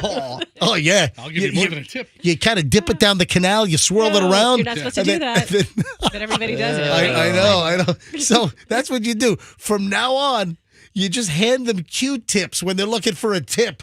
Look at the phones. Let me grab a couple of calls here. I wasn't What was the planning on. question? I was. Let me pull up the screener. I didn't ask a question. Just the phones are obviously ringing and responding to this. All right, 800. Sure, I'll take some. But the new angle here, the reason why I'm bringing up the tipping thing again, is now apparently some e-commerce sites. You're online ordering stuff, and now people are reporting that some sites are asking for a tip. You're on your freaking laptop in your living room. You're ordering some panties, and they're asking for a tip? All right, 800-990-1047. Where's this going to stop? 800-990-1047 if you want to get in on the action. Let me grab Don in Clearwater. Hey, Don, welcome to the MJ Morning Show. Hey, good morning, gentlemen and lady. How you guys doing today? We are Good, well, thank you, Don. Don. Thanks.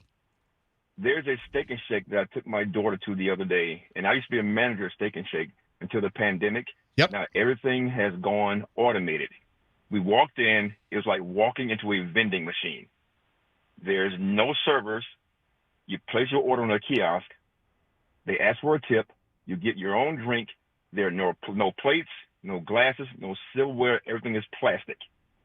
And then they don't even bring your food out. You go get it, but yet they want a tip. Wow. Listen, I haven't been to Steak and Shake in a while, but I like Steak and Shake. I have a good Steak and Shake memory. My thoughts about Steak and Shake are but I haven't been. So you're saying that after the pandemic they changed the model and we don't have the servers running around anymore? No servers at all. You don't Wow. even see. All you see is people in the back cooking, and everything is plastic. There are no plates, no glasses, no silverware. Everything is complete. It's like walking to a giant vending He machine. streamlined it. Wow. Easy. Do I get to make my own milkshake, Don? No, they still do that for you, but you get it in a plastic cup. No more glass. Wow. Damn it. Don, good info, buddy. Thanks for listening. Have a good day, guys. Outrage. Hey, too, Don. Hey, Don, are you going to tell 3 people today to listen to the MJ Morning Show? Oh, sure. I tell 300 people, no problem. Please tell. Well done. Tell. It's gonna be a busy Listen, day. hey, it's the MJ 3 a day. Don has his own show. He's going to tell 300 people when he does his own show later. Absolutely. Listen, if you like the MJ Morning Show, I'm just asking for a favor.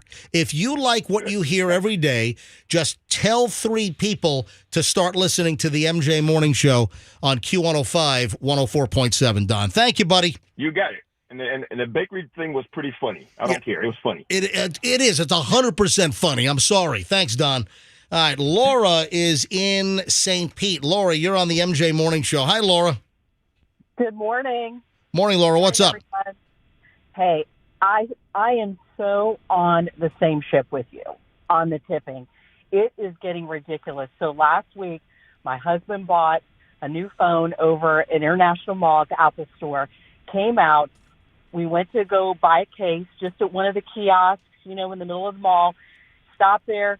He got it. Didn't take us long. We get to pay. It's $30. The tipping screen. Are you serious? International Mall, the kiosks in the middle as you're walking there, a cell phone cover, a case. They ask for a tip? I am telling you, it came up on the screen. And I looked at him. I'm Scotch-Irish, so I don't hold anything back. I said, "A tip?" And he goes, "Oh, it's the program. It just comes up like that." Yeah, it's not the employee's fault. Poor You are guy. not- I'm so glad you're talking about it because I have wanted to tell you about this. It just blew my mind. Yeah, it's insane. I totally agree with you. I would have tipped that guy. And again, I was blown away when I saw this story last night about now online e-commerce sites are asking for tips when you check out online. Laura, that is insane. You're buying a $30 cell phone case, and they want a tip? Yeah, what am I supposed to do? Give them 20%? Yeah. Bucks? Yeah. So, yeah, it's nuts. It's crazy. Laura, thanks for sharing. Thanks for hey, tell three people listen to the MJ Morning Show. I will. Thanks, MJ. Thank you, Laura. All right, one more call on this, and then we got to move on because the phones will go forever, and I got a lot of stuff to do. Daryl is in Auburndale. Daryl, you're on the MJ Morning Show. Hi. Hey, how you doing today, bro? Doing well. Go ahead. I just don't understand if you know, Sam's Club. I was in Sam's Club a couple months ago. Going down there, they have people selling water coolers for $1. You get a water cooler for $1 a month. They deliver your water. The thing is that they're saving bottles, this, that, and the other. Yeah. Every time water gets delivered, it says, "Do you want to tip your driver?" Well, aren't I already giving him a job? Isn't that why he's out there delivering water? Because I chose to get it delivered. Yeah, but see, it was never like that. So people that had water delivered, and you see the water delivery trucks that drive around, and they service offices and homes. I mean, there was never a request for a tip, and then suddenly, they're asking for a tip. Yeah. Listen to Daryl. He's about to spit in your water jug. You keep that attitude up. Or not giving you a job. Daryl, thanks for the call. Have a great day. So how do your other brothers, Daryl? Larry. Larry, Daryl, and Daryl. Yes, Rox. I just had one tip story I had to share. Yep. Okay, so the other day I went to Starbucks, and again, usually they ask me for the tip, and in my head I'm like, you haven't even looked me in the face or said a word to me. Okay, but this girl was so sweet. We had a conversation. She gave me that like human interaction I guess I was craving, and I was like so happy giving her a tip. And then she gave me my order. It was completely wrong. Like she gave me I asked for a green tea matcha. It was just like, oh, really? It was like just green tea. So you tipped or didn't tip? I did tip. You got suckered in before you got your food. So you get that's when they give they give it to you before you even get your food. Is so when they ask you. Did you ask for your tip back? Since that would be horrendous. They wrecked your order. No. Excuse me, can you give that back? They get you at the point of sale. Then you have to wait for your coffee to be made. So you got a green tea instead of a green tea matcha? No, Fester, it's a big deal in the Starbucks world. I was like, yeah, this isn't like a green tea. move. It isn't a green tea matcha. This isn't it. She's like, oh, what does it look like? I go, it looks completely different. She goes, I just started yesterday. I don't know how. But she was Son so of sweet. a bitch, Rista. Green tea matcha, not a green tea? Boy, Roxanne has some first world problems. Listen, go to Starbucks. I know. Spend some time there, and you would know. We mentioned Sinead O'Connor earlier this morning.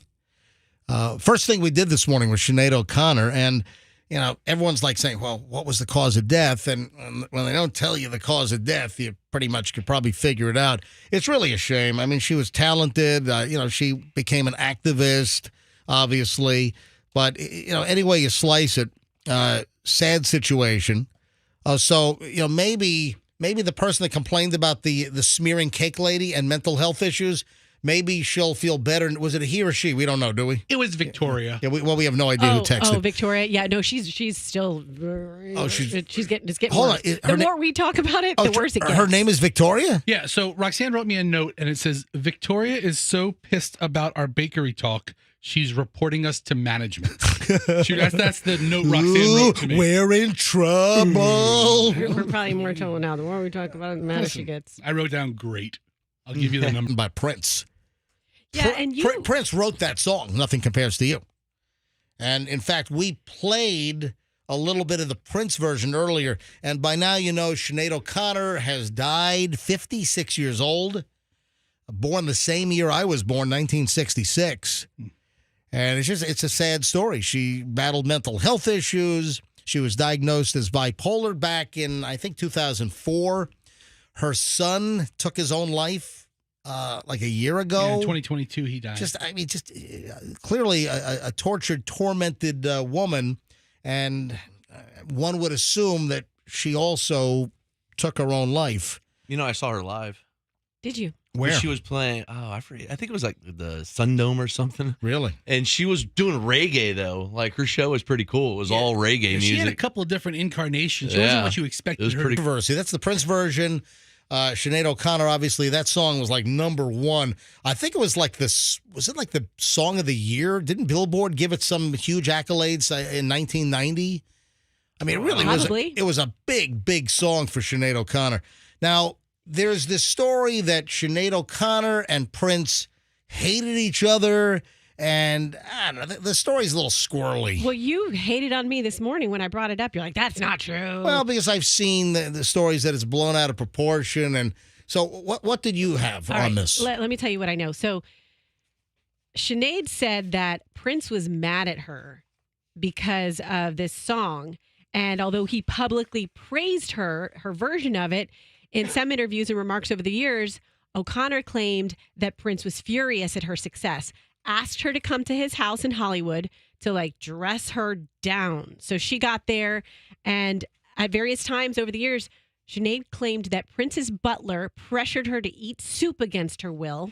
Oh my God, we're going to force feed you soup. And that Prince challenged her to a pillow fight, but then assaulted her with a hard object concealed in the pillowcase. What, like locking a sock?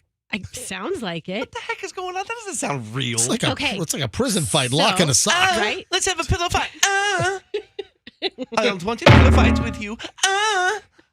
What is that like? Like a bowling ball inside the pillowcase? You imagine? I mean, Prince was such a diminutive person. He probably needed every weapon he could find in a fight like that with Sinead. Yeah, Prince weighed like 95 pounds. Sinead wasn't a beefy woman either, though, right? She was pretty petite. But Prince, I mean, any of us could fit him in our pocket, basically.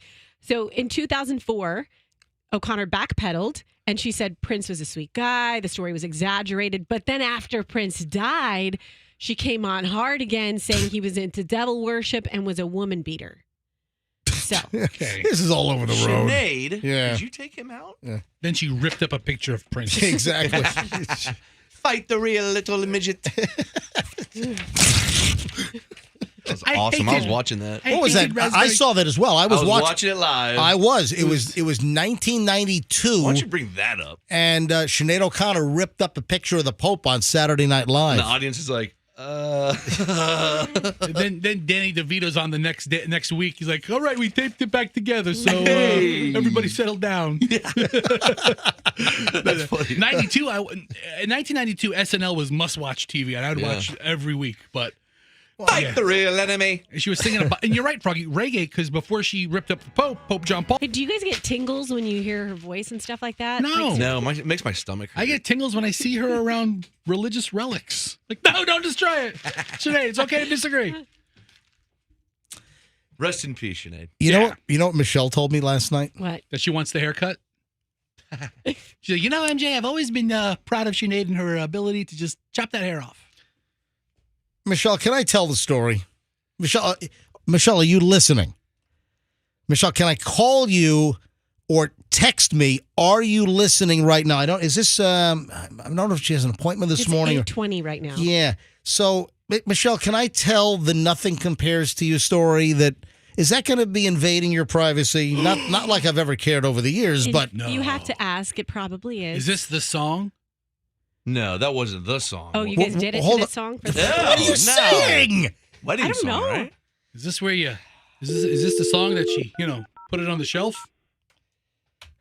I don't know if this. When did this song come out? Well, it's 1992. I'm sorry, 1990. So 1990, she ripped up the Pope in 1992. The song "Nothing Compares to You" came out in 1990, and when we were watching the news last night and all the news shows were talking about Sinead O'Connor, Michelle said to me, that song came out in 1990, and you know what happened around that time? And I said, let me think about this. And, well, here's what Michelle told. It's very, very sweet. You better tell us then, because right now my mind's going in crazy places. So 1989, late 89, was it September, October of 89, I moved to Los Angeles. And Michelle and I were great friends. We were dating. But I picked up and I moved to L.A. And gotta go, babe. It upset her. And then when I went to L.A., we kept in touch. But, she started dating people. But Michelle told me when that song came out in 1990, so I was in L.A. because I left in 89. I went to L.A. to work at a radio station. And when that song came out and was on the radio, that Michelle took those lyrics seriously, and as she was like dating some other people, nothing compares to you, meaning Yeah, we know what those words meaning me. Nothing. So cheeseball. Nothing compares I think it's cute. to you. She lied. No, she didn't. I think it's a cute story, but it's not cute the way you tell Anybody it. else have douche chills? What? You know, my old lady thought that Sinead O'Connor song was about me for 3 decades. So Michelle was saying that she could date other guys, but nothing compares to you. Okay, listen, meaning me. I seriously love that. I love that she would feel that way, and I think that's really cute about you guys. But the way that you just told us that is, Yeah, nothing compares because all the rest are taller. I mean, this is But she had never told me this. Oh, really? Yes, we've been married for 29 years. Oh, this is great. That's what I'm saying. Okay, this is a cuter story. This is the first time she ever told me that. and she saves the day that Sinead O'Connor dies to tell you? Well, because it reminded her. And you know what? I mean, so that means she probably still feels the same way about you if she's going to tell you the story today. Or I think she hates love is Sinead dead O'Connor. like Sinead. All right, I have the best segue right now ever. Are you ready? Yeah. What'd you say, Froggy? Nothing. Froggy and I had dueling jokes. They were both the same, but All right. different. Sorry. Could you listen? I was already focused and I was moving. It's all right. What did you say? Listen, I said that it might mean that your marriage is as dead as Sinead O'Connor. It's too soon, and I don't mean it. Come on, that's awful. What's the matter with I you? take it back. Rest in peace, Sinead Yes, I O'Connor. love her. All right, this is maybe the best segue of the week. Oh, what time is it? 8:24. All right, so keep listening, folks. Remember, between 9 and 9:20, I'll give you the new MJ Cash Stash song. Between 9 and 9:20, listen for the title. I'll tell you what to listen for when that song plays anytime today between 6 o'clock, before 6 o'clock. When the song plays during the workday, anytime before 6 o'clock, be the seventh caller and win $1,000. But you got to know what song it is, and I'll tell you what song to listen for between 9 and 9:20 later today. All right, here's the awesome segue of the day. How to tell if your neighbor's a serial killer. Don't you love these stories that crop? I mean, it's almost like, oh, man, we got to come up with content. Okay, you got the Gilgo Beach serial killer dude that killed the hookers, and what can we come up with? How about a story on how to tell if your neighbor is a serial killer? And let me guess, it's a list. Top 10 ways to identify your neighbor as a serial Well, killer. no, it's not one of those listicles, but there are a number of things on how to tell. all right, this is very timely. I mean, I know we're making jokes I about know, it is content very- creating, but, every interview I saw with his neighbor, they're like, he seemed like such a quiet guy, and then it's like, he really was a creep, though, and it never triggered. It never put everything together. Neighbors said that he was creepy. Yeah. Absolutely. Did you see that the town of Massapequa Park out on Long Island, the town is talking about buying his house and like leveling it because it's already turning into like a sicko serial killer, fan club kind of thing. And people are driving by. It's kind of like the Amityville Horror House, which unbelievably is only a couple of miles away. The Amityville Horror House might be 3 miles away. So when we were up in New York, Chloe used to do futsal in Massapequa, which is the next. I mean, it's just Massapequa Park, then it's Massapequa, then you got Amityville. I mean, they're all just within a couple of miles of each other, the way those towns and townships work out on Long Island. And, Chloe would go and she'd be in futsal doing soccer. And I'm like, all right, let me drive by the Amityville Horror House. I mean, literally, it was a mile away. Was anybody there when you went? So on the Amityville Horror House, there are cars in the driveway. But there was a movie about this, and it's more Hollywood lore than it is murder lore. So the Amityville Horror House, they changed the address. So they changed the numerical address by a few. And then also, years ago, they took the creepy half-moon windows out. Remember those?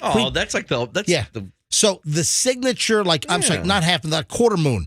They took those creepy, eye-looking windows out of the house, and they replaced them with regular square windows.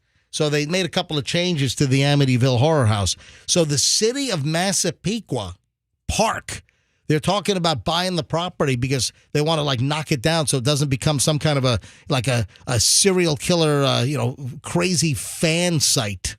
This house is so dilapidated that Massapequa Park permitting office really needs to look within. I'm surprised the house is still standing. Well, that's also the amazing thing about the story is the dude was an architect. If anyone saw this guy's house, would they hire him as an architect? Yeah. It's crazy. All right, so here's how to tell. And you got to love this, man. You got a story like a serial killer deal on Long Island. So you got the writers come up with, what angles can we come up with? How about how to tell if your neighbor's a serial killer? Beware of these warning signs. Are you ready for the... Yes. Come on. So the first one is an unkempt house can be a warning sign.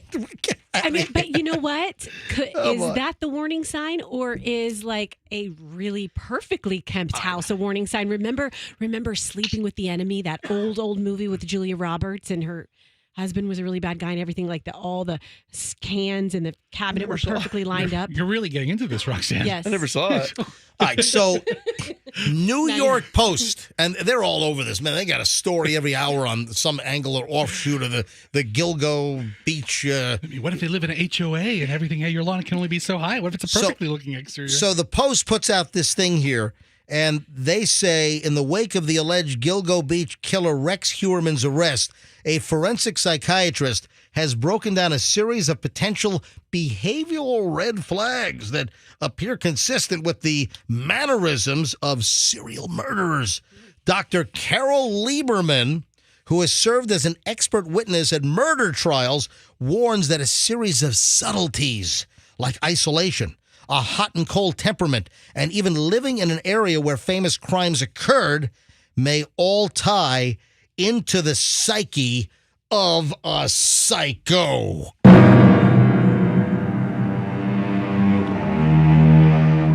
And now, ladies and gentlemen, signs that your neighbor might be a serial killer.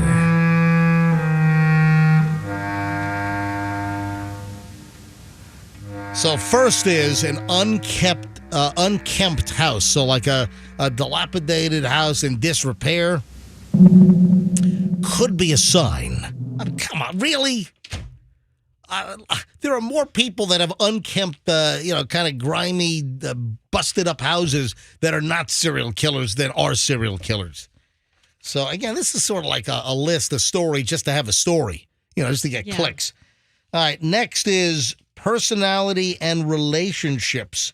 A hair-triggered temper that switches between excessive bursts of aggression to a cold and emotionless persona is often associated with murderers. What? Yeah, I want to be friends with that person. Yeah. So you got a busted-up house.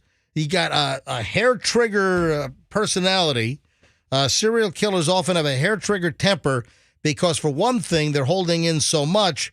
It's keeping a secret for years and always being on guard. They're typically controlling. If something doesn't go their way, then that rage is expressed at the drop of a hat. But deep down, for the long term, they're superficial or ice cold. All right. Then next on the list is living near a famous crime. Okay. So now they're saying that this guy lived very close to the Amityville horror house. That's just cool. I mean, 1 million people live close to that house, right? It's on Long Island. It's packed. Yeah. Where the Lutzes bought the house from was it DeFabio? DeFazzi? I'm trying to remember the original name, but one of the kids, I think, went crazy and took out the whole family in the Amityville horror house. So now they're saying, well, Heuermann lived close and grew up near the Amityville horror house. So, man, that could be a sign. He's been possessed. Yeah. All right. The house I have in front of you, MJ, this home right here? Yeah. This was the house that was built on John Wayne Gacy's land. Oh, man, where he buried people under the crawl space? If you bought this house... The dude with the clown suit. Yes. The clown. Why so much lime, John? You ever seen the movie? The movie's terrible. All right. That's crap. I mean, big deal. Bad stuff happens everywhere. What to look for in public? If someone seems oddly transfixed by an advertisement, especially of an attractive woman, to the point that they've lost touch with reality. Dr. Lieberman said it may be a sign that they're spacing out and thinking of victims. Wait a minute. Yeah, I think so. I see a poster, I see an ad of a very attractive woman, and I'm mesmerized and I'm looking. That means that I'm transfixed and I'm spacing out and I'm thinking of victims? This is a kill her. She's so hot. This is a dopey. This is a dopey I list. want you to know, I am currently transfixed on Danny DeVito's Jersey Mike's commercials. I could watch them over and over again. Oh, so stop! Watch out, Danny. We all kind of get transfixed, if we see someone up on TV in this room. I've seen every one of us get transfixed. Well, not to the point where we want to go to lunch with them, but yeah. You guys ready for the latest stupid online challenge? Sure. Oh man, I mean, this is just one thing after another. We have an 11-year-old girl arrested yesterday here in Florida. So what online latest challenge, stupid craze, did an 11-year-old girl get arrested for yesterday? Well, I'll tell you. This is apparently going around. She falsely reported that her friend was kidnapped by an armed man, and this prank apparently is part of a YouTube challenge. The 11-year-old girl said she thought the text to 911 would be funny and claimed in the messages that her 14-year-old friend had been abducted by a man driving a white van on I-95 in Oak Hill, which is in Volusia County, East Coast. She continued to text with an emergency dispatcher for the next hour and a half, leading to a massive police hunt for a white van that never existed. They were on the ground, police units all over the place, multiple agencies. They were in the air. The helicopters were up looking for this white van. The girl even gave a description of the suspect and said that he had a gun. Couldn't find the van, tracked the phone sending the text to a home in Port Orange, and there are pictures of the cops taking her out. The little 11-year-old's getting cuffed and walked out of her house. She got cuffed and stuffed. 11-year-old girl in handcuffs, hands behind her back, as the cops went to her house, and she admitted that it was a hoax. So it all started in the 9 o'clock hour. Then at 10:23 a.m., deputies arrived at the house, spoke to the girl's father, found her holding a phone that began ringing. When she answered, it was Volusia Sheriff's Dispatch on the line. The girl, whose name is being withheld due to her age, told deputies that she had gotten the idea to prank 911 through a YouTube challenge.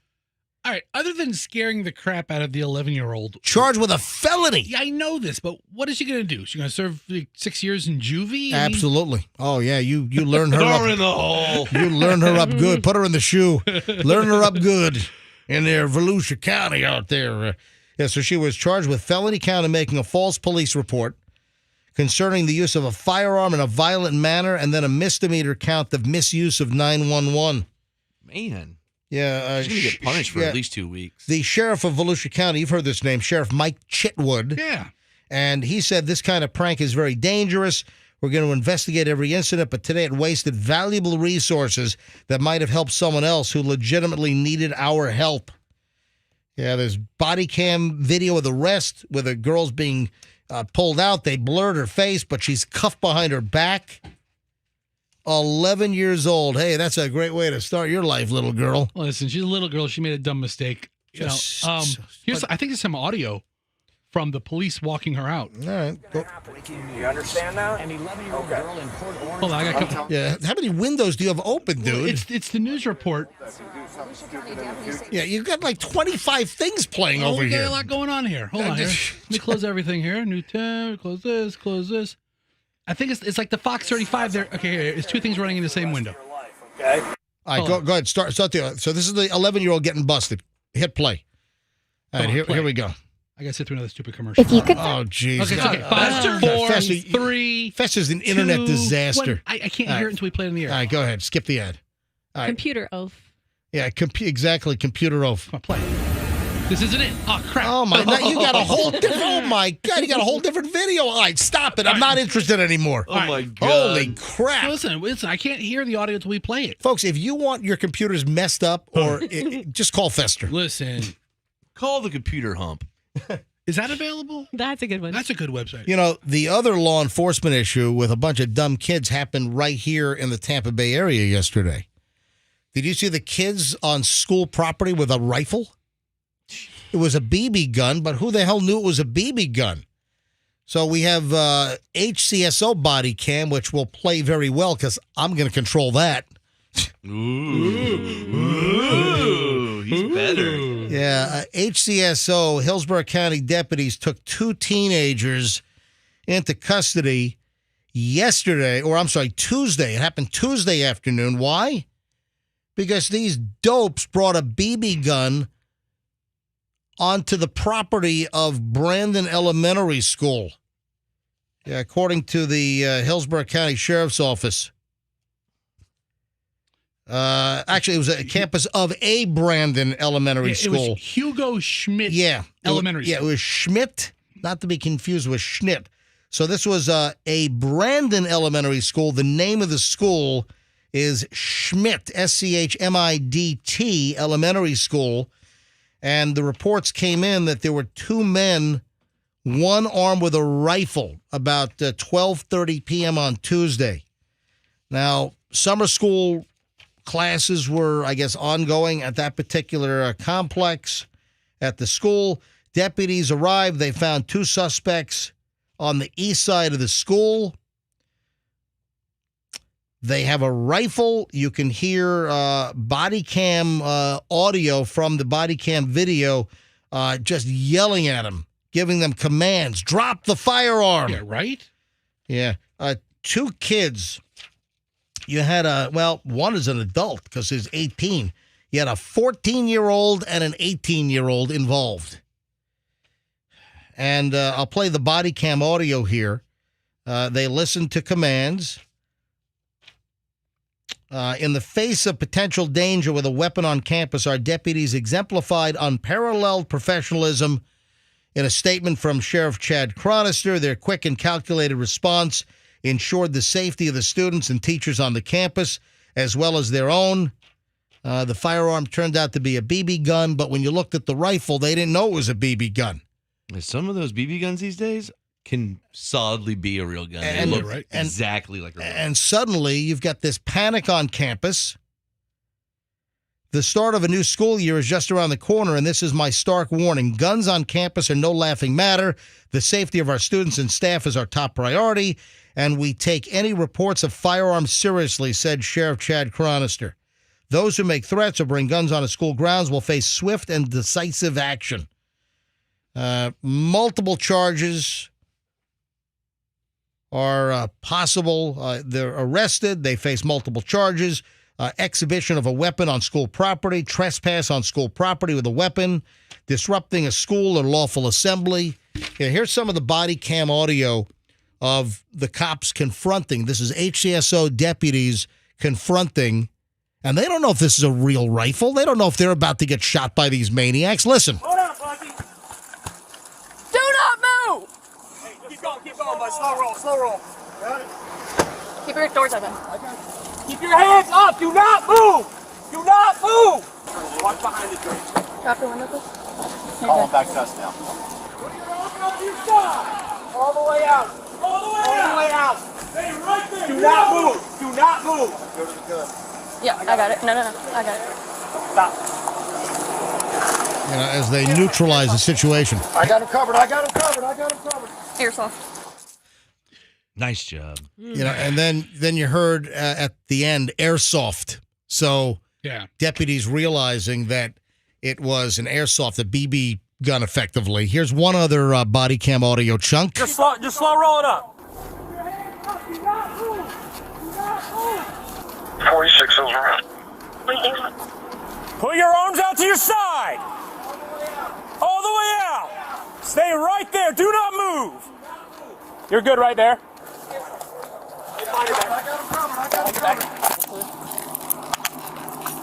Yeah, What just- in the world are you two doing? Mm. In front of a school? Are you kidding me? I'm sorry. Sounds like I might know those deputies. I bet. Yeah, it's some of those voices sound familiar. I remember the last time I was arrested. I think I heard that voice yelling at me too. Back up slowly to my car. But you heard at the end. What are you guys thinking? What are you doing? MJ, you think about how It's some a of, BB gun at a school. Yeah. think about some of the school shootings we've had where there's been a slower or a delayed response. If you see somebody walking on school property with a gun, it's full attack confront mode. I'm amazed that the officers showed such restraint in getting these two guys. I was on a roller coaster, switching gears here. I was on a roller coaster in Japan. Oh, that is a switched gear. I was at Fuji-Q, which is right near Mount Fuji in Japan. Okay. And there was this one roller coaster. I think it was the Fujiyama. Anyway, this particular amusement park in Japan, Fuji-Q, is known to have some of the best roller coasters in the world. So all these, like the roller coaster fan clubs and all these roller coaster nuts, they'll make special trips like from the U.S. to Japan to ride some of the roller coasters. And there was one roller coaster that I rode last time I was there, I think in 2018, and you couldn't have anything on you. You had to empty all of your pockets. You had to take your shoes off because this thing was such a crazy roller coaster. They couldn't risk anything like falling out of your pocket and smashing somebody. Well, the reason why I'm bringing this up, you've heard of Cedar Point, which is the Ohio amusement park? Oh, yeah. I went there when I was a kid. Yeah. That place was amazing. Guess what? Man injured when a cell phone flew out of somebody's hand and smashed the guy in the head, a fellow rider on the roller coaster. You ought to see the person's head. The head's all like big old gash in the head. Yeah. Cedar Point pass holder was diagnosed with a concussion after he was hit in the head by a loose iPhone while riding the roller coaster at the Cedar Point amusement park in Ohio. That's crazy. Guy said I had blood dripping down my face and I felt a bit dizzy, said David Carter, a paramedic in his 20s. So this is a 20-something in his 20s, a paramedic, and he gets concussed by a cell phone. And he also wrote about this on social media, said the mobile home, that'd be even worse. That'd be really bad. He said the mobile phone flew out of the pocket of a boy riding ahead of him on the Maverick roller coaster. The boy's mother also lost her phone during the ride, which fell into the water below. What is wrong with this family? So the son's cell phone bashes this David dude in the head. The mother's phone falls into the water. Look at the chunk of meat taken out of this poor guy's skull right here. What the heck? I mean, it's insane. Okay, you want to know why cell phones scare me? I had a rule when my kids were little, when they were in the cribs, that I didn't want... Your kids were in the cribs? Cribs, when they were in their My cribs. God. Everybody knows her family runs with the Bloods. Listen, dude. Should I start a war? All right, go ahead. Okay. I didn't want anybody in the nursery with a cell phone because I didn't want someone to lean over the crib, have the cell phone in their hand, and drop it and have it fall on my baby's head. Because from, that high up over the crib and a little tiny baby head and these heavy phones, I mean, you could, do serious damage.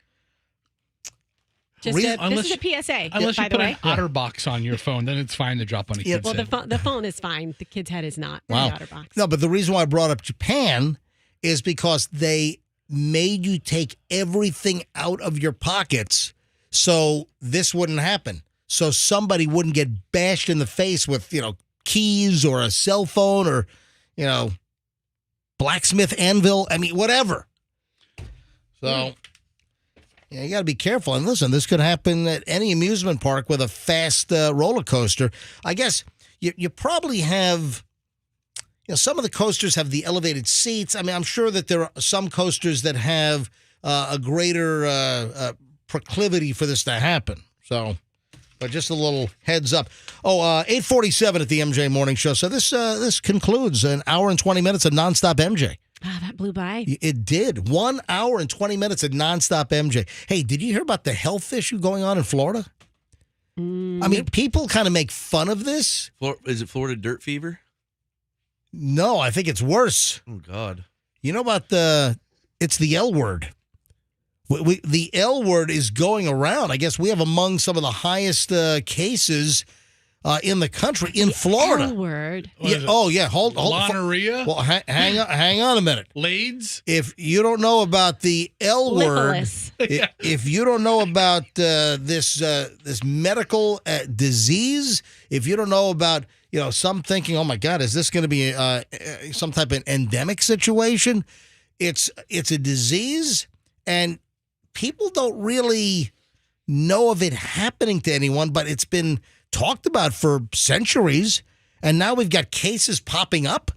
It's the L word. What is it? I'll tell you next. First up, and we got a lot of crap coming up in the next segment, including the next song to listen for. So we'll give you the title of the next song for the MJ Cash Stash, and your shot to win $1,000 later today. So it's 8:48 right now. Between 9 and 9:20, I'm going to give you the new song to listen for, and it'll play before 6 o'clock today, guaranteed. If you're caller 7 when it plays here on Q105, you win $1,000. It's that easy. So what's the new song? I'll tell you next. In the next segment, here on the MJ Morning Show on Q105. Now,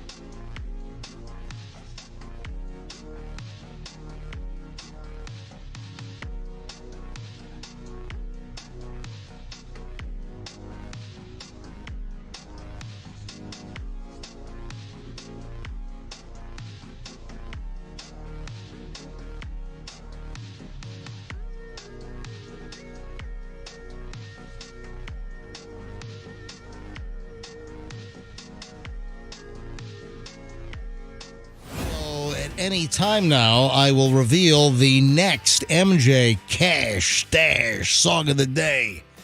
So sometime between now and 9:20, I'll give you the latest title. You listen for that song to play. Guaranteed, between now when I give the song out to 6. What are you laughing at? Your Justin Wilson reference? It was. I guarantee. I guarantee.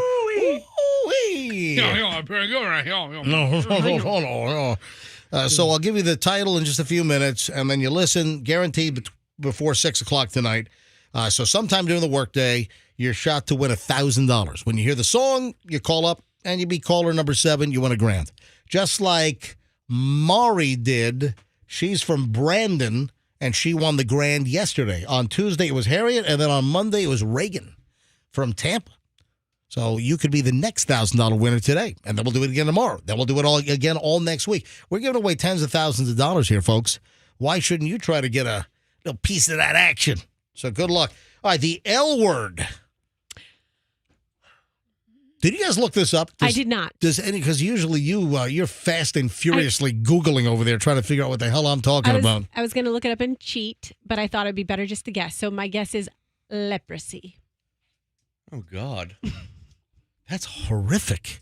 People's body parts are falling off? So I said before the break that now we have to worry about a disease here in Florida, and it's the L word. It begins with the letter L, and it's like we don't have enough stuff to worry about. Well, you also gave the hint it's been around for centuries. Mm-hmm. So leprosy seems like an old school disease. All right, let's go to the board. We're looking for leprosy.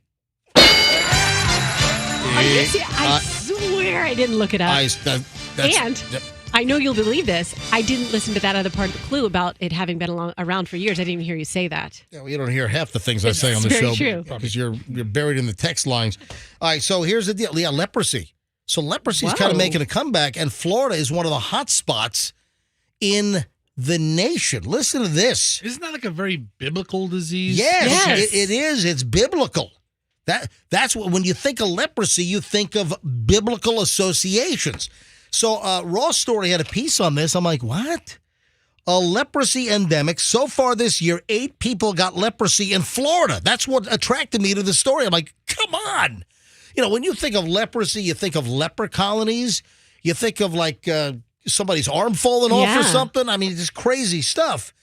Leprosy, the infectious disease most commonly known for its biblical associations, has become more common in Florida. Where else? In 2020, Florida, among the states with the highest number of leprosy cases, contributing to evidence that the infection is becoming endemic in the southeastern region of the country, according to a journal published in an August edition from the Centers for Disease Control and Prevention. Leprosy, which is scientifically referred to as Hansen's disease, damages the skin. And yes. We've diagnosed you with mbop. Yes. You must listen to this song. This is the only treatment for Hansen disease. Listen to it. Let it heal you. Mbop. Mbop it away. Doo-wop. I didn't know that. Hansen's disease. I didn't know that. So leprosy has been historically uncommon in the United States since the early 1990s, but cases are going up significantly. Central Florida seems to be the focus of the rise in the cases. Oh, it's pinpointed to us. With researchers pointing out that 81% of leprosy cases in Florida between 2002 and 2021 came from Central Florida. Over the past 20 years, the Florida Department of Health has reported 263 cases. 70 of them came within the state. So far this year, 15 cases of leprosy. And those, 15 cases of leprosy according to FDH's reportable diseases. 8 people acquired the infection in the state. Those 8 cases came from Bradford County, Florida, Brevard, Flagler, Highlands, Highlands County. Yeah. We're heard in Highlands County right now. And, of course, we're heard in Pinellas County. Yes. We're standing in Pinellas County right now. And there was a leprosy case in Pinellas County in this year. Great. Okay, would you like me to bring some good leprosy news to the table? Oh, yeah, because when I think of leprosy, there's all kinds of good leprosy news. So it's actually not highly contagious like most people once believed. And 95% of the human population has a natural immunity to it. The only way you're going to get it is if you don't have that natural immunity and you have prolonged close contact with someone with untreated leprosy over many months. Also, Volusia County, and then there were 3 cases in Brevard County. What the hell's going on over there? So I just had no idea that we had a leprosy issue. Symptoms of leprosy that affect the skin include discolored patches of skin, growths, thick, stiff, or dry skin, painless ulcers on the soles of the feet, painless swelling or lumps on the face or earlobes, loss of eyebrows and eyelashes. Who needs them anyway? Well, they just fall out? Yeah, so nerve damage can take the following forms: numbness of affected areas of the skin, muscle weakness or paralysis, enlarged nerves, and eye problems may lead to blindness. Nowadays, the disease is treatable but requires a combination of 2 to 3 antibiotics taken over a period of 1 to 2 years. You know, you just hear about, remember the old leper colonies? You touch one and, you got it. Do you know who's trying to start their own leper colony? Hanson. Would you like to guess between the 3 boys how many kids they have? Between the 3 boys. Probably 15 or something. How old is Hanson now? So the oldest one, Isaac, 40. is 41. Oh. And My God. Zach and Taylor are in their upper 30s. Yeah, 15 kids between the 3 of them. Hey, so this is going to be another awesome segue. Let's go to the giant 10-stack burger. From leprosy to hamburgers. Now, I know you've never been to this place. I've been to the Plant City location. I have one not. time. But I'll tell you what, listen, I'm mentioning this. Is this a publicity stunt? It is. But listen, I give them credit. I'm giving this burger place, Wayback Burgers, I'm giving them credit for coming up with a good publicity idea to get TV stations and radio stations to talk about their giant meat tower. That's what they ought to call it, the meat tower. So in the Bay Area, there's 2 locations, one in Plant City and I think one near Fishhawk in Lithia. Yeah, so it's Wayback Burgers, and they are, I guess, they're like keying off of Elon Musk and the fact that he renamed Twitter to X, or the Twitter bird is gone and now it's the X logo. So, Roxanne, what does X stand for? Kiss. Kiss and a hug. XO. I didn't say anything about O's. I just said X. I know, but I mean, O's that are X by hugs. itself is a kiss. Well, okay. X marks the spot. All right, so keep going. X. X-rated. X. Come on. Exciting. What's the Roman numeral? Think of 10. Yes, I was going to say, think numerically. Okay. So X is this new symbol that Elon Musk is using with his erratic, whatever the hell he's doing. So Wayback Burgers, they decided to come up with their own X, and X being Roman numeral for 10. They have a 10-layer beef patty burger, and they got like 10 burger patties stacked on top of each other with melted American cheese in between each one. I'm interested. I'll tell you what. And it looks good. they got a slice of tomato and some lettuce up on top in between 2 buns.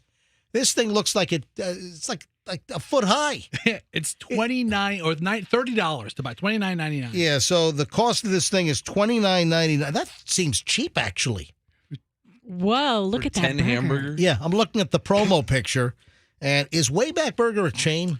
So it is a chain, it is, or a franchise. Right. There, and like I said, 2 locations locally, some more locations if you head toward Orlando. Yeah, so Wayback Burger's got Plant City location on West Alexander Street. And that's the one I've been to before. It's a really good burger. And then the other one is on Fishhawk Crossing Boulevard. Okay. So out in the Fishhawk area. So listen, I'm giving them a little plug here because you know what? It's a good idea. I reward and I give credit to good publicity stunts. And this is a good one. So during the month of August, they will give you a free burger if your name is Elon. So they're really all in on this. Or if you walk in and you have leprosy. One or the other. Just drop your finger off and they'll give you a 10 stack. Heads up, we got PDQ coming in about 15 minutes. PDQ is going to bring us the chicken tender milkshake. Because you love National Chicken Tender Day, MJ's favorite. Listen, I hate these national days, but listen, again, full disclosure, I'm a small investor in PDQ, so I'm having them in full disclosure. But I'm not typically a fan of the National This Day, National Frisbee Day, National Goat Cheese Day, whatever. Every day there are like 26 items that are part of the National Day, and today happens to be chicken. Hey, bring up the other things. We don't typically talk about this because I'm typically infuriated by all these national days. Oh, it's National Spaghetti and Meatballs Day. So bring up today's National Day. On top of it being National Chicken Tender Day, what else is it? So July 27th, that's today. That's today. It is also National Chili Dog Day, National Scotch Day. Yeah. You like a bourbon and a scotch? This is your day, International MJ. Adoption Day. Bagpipe Appreciation Day. Wait a sec. International Barbie and a Blender Day. Yeah. What? Come on, this is phony. Is that we should have been? Here's National Chicken Finger Day. Oh my God! Why did we bring I would have brought my Blend Tech in. We don't celebrate these days traditionally. But I would have brought my Blend Tech in, and I would have put a Barbie in a blender. That would have been great. Today is National Cross Atlantic Communication Day. Jeez, but also it is. Go back to chicken tenders on the list. There it is. It's a Chicken Finger Day. That's pretty cool. Yeah. So again, there are it looks like there are 20 or 30 national observances on this 27th of July. And incidentally, PDQ is going to bring in the chicken tender milkshake. Today is also National Creme Brulee Day. Oh, jeez. Thank you very much. All right. Hey, we have another, what time is it? 9:16? 9:50. All right, let's give away. Let me do the song right now. Yeah, let's not wait. I was a little late yesterday. Yeah, we just got all, jammed up, and I just got carried away, and I just lost track of time. So let's give away the song title right now. Today's song is I'm Every Woman You Hear. It's guaranteed to play between now and 6 p.m. Sometime during the workday, we will play Whitney Houston's I'm Every Woman. When you hear us play that song sometime later today, be caller 7-800-990-1047 and win $1,000 with the MJ Cash Stash here on Q105. I've now fulfilled my obligation to reveal the Cash Stash song so I can move on. Good. And man, people are winning this thing. People are loving this. We have given away, as of yesterday, over the last 2.5 weeks, we have given away $13,000. 13 winners, $1,000 each, 13 grand. So we'll have another. By the way, yesterday was Mari of Brandon. Mari, congratulations. She won yesterday. You could win today. So keep listening for that song and be caller 7 and win $1,000. And we'll do it again tomorrow. Then we'll do it again all next week with the MJ Cash Stash here on Q105. Little heads up warning over here. We got a couple that's suing an Airbnb owner. Why do you think that somebody might sue an Airbnb owner, a place that they rented via Airbnb? Why might they be considering or moving toward litigation? Because they were staying there and had some drugs on them, and the house was raided while they were staying there. Wow. And they're suing for... Who was raided? The Airbnb guest. What, there was... say it again? I don't know. Okay, the Airbnb guest had drugs on them, and then there was a raid at the house. Why would you sue the Airbnb owner for that? Because you're just sue happy, and you're trying to shift the blame.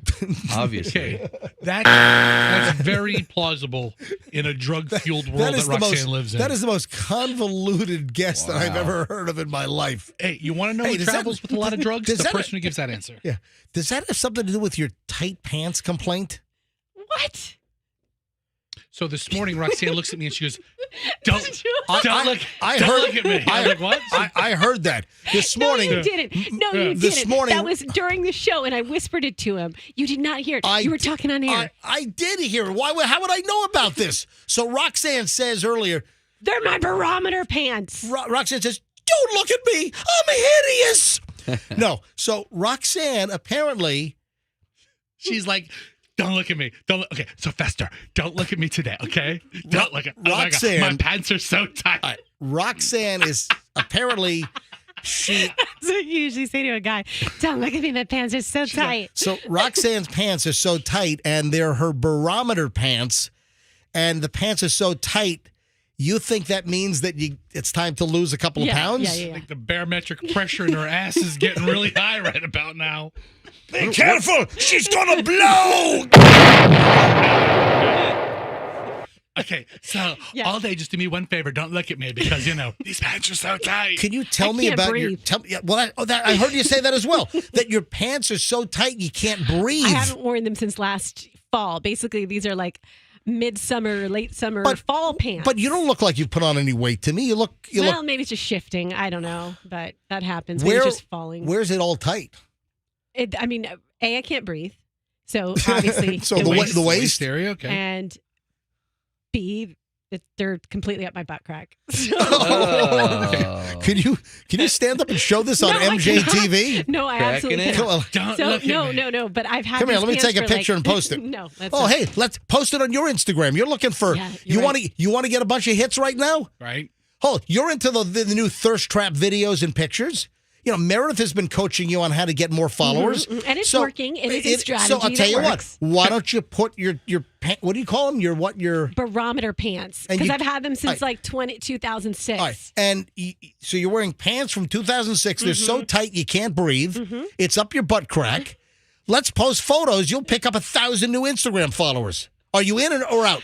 Oh, I'm thinking about being in. Are you in your butt basically bare? Are you in? I'll take the photos and you can post them. No, you don't take good photos. All right, so I don't take good photos. Here's the issue with Roxanne and any kind of body dysmorphic thing she has going on. If she would not have said anything, yeah, I always feel the need to confess. I would have known. We would never have known. I always have a confession. Roxanne, confess your confession. If you want to get a bunch of new followers, you're complaining about your tight pants. Put the pictures up of the afflicted tight pants areas, and you're guaranteed to get a whole bunch of new followers. So during the break, are you in or out? I'll go take pictures of myself in the bathroom. Okay. Have Meredith help. Yeah, Meredith will take them. She knows how to take a picture. You're in? You're posting these. Hey, you're posting. Come on. Are my pants Roxanne, too tight? you're posting all these bikini shots. All right. Well, MJ really wants this to happen. I want you to take the picture after you have the PDQ milkshake. Your milkshake brings all the boys. All right. Excellent, Fester. All right. When we get back, I got to finish up I didn't get to the Airbnb story. All right. So a couple is suing Airbnb. Why? And this is a warning. This is a heads up. It's not Roxanne's drug answer. No, it's okay. Good. So make sure. That was the worst answer ever. Thank you. Remember on Family Feud, they say like, good answer, good answer, good answer, good answer. Oh, hang on, wrong game show. Hang on. There we go. Remember on Family Feud, it was like, good answer, good answer, good answer. Even if it was the worst answer, they'd go, good answer, good. No, that was bad answer, bad answer, bad answer, bad answer. All right, so why is a couple suing Airbnb? An owner of an Airbnb, and this is a cautionary tale, and this is a warning for all listening. And we'll get to it next on the MJ Morning Show. Oh, final segment of the show is minutes away, and then PDQ is bringing in the chicken tender milkshakes in just a bit. Hey, if you happen to go to PDQ...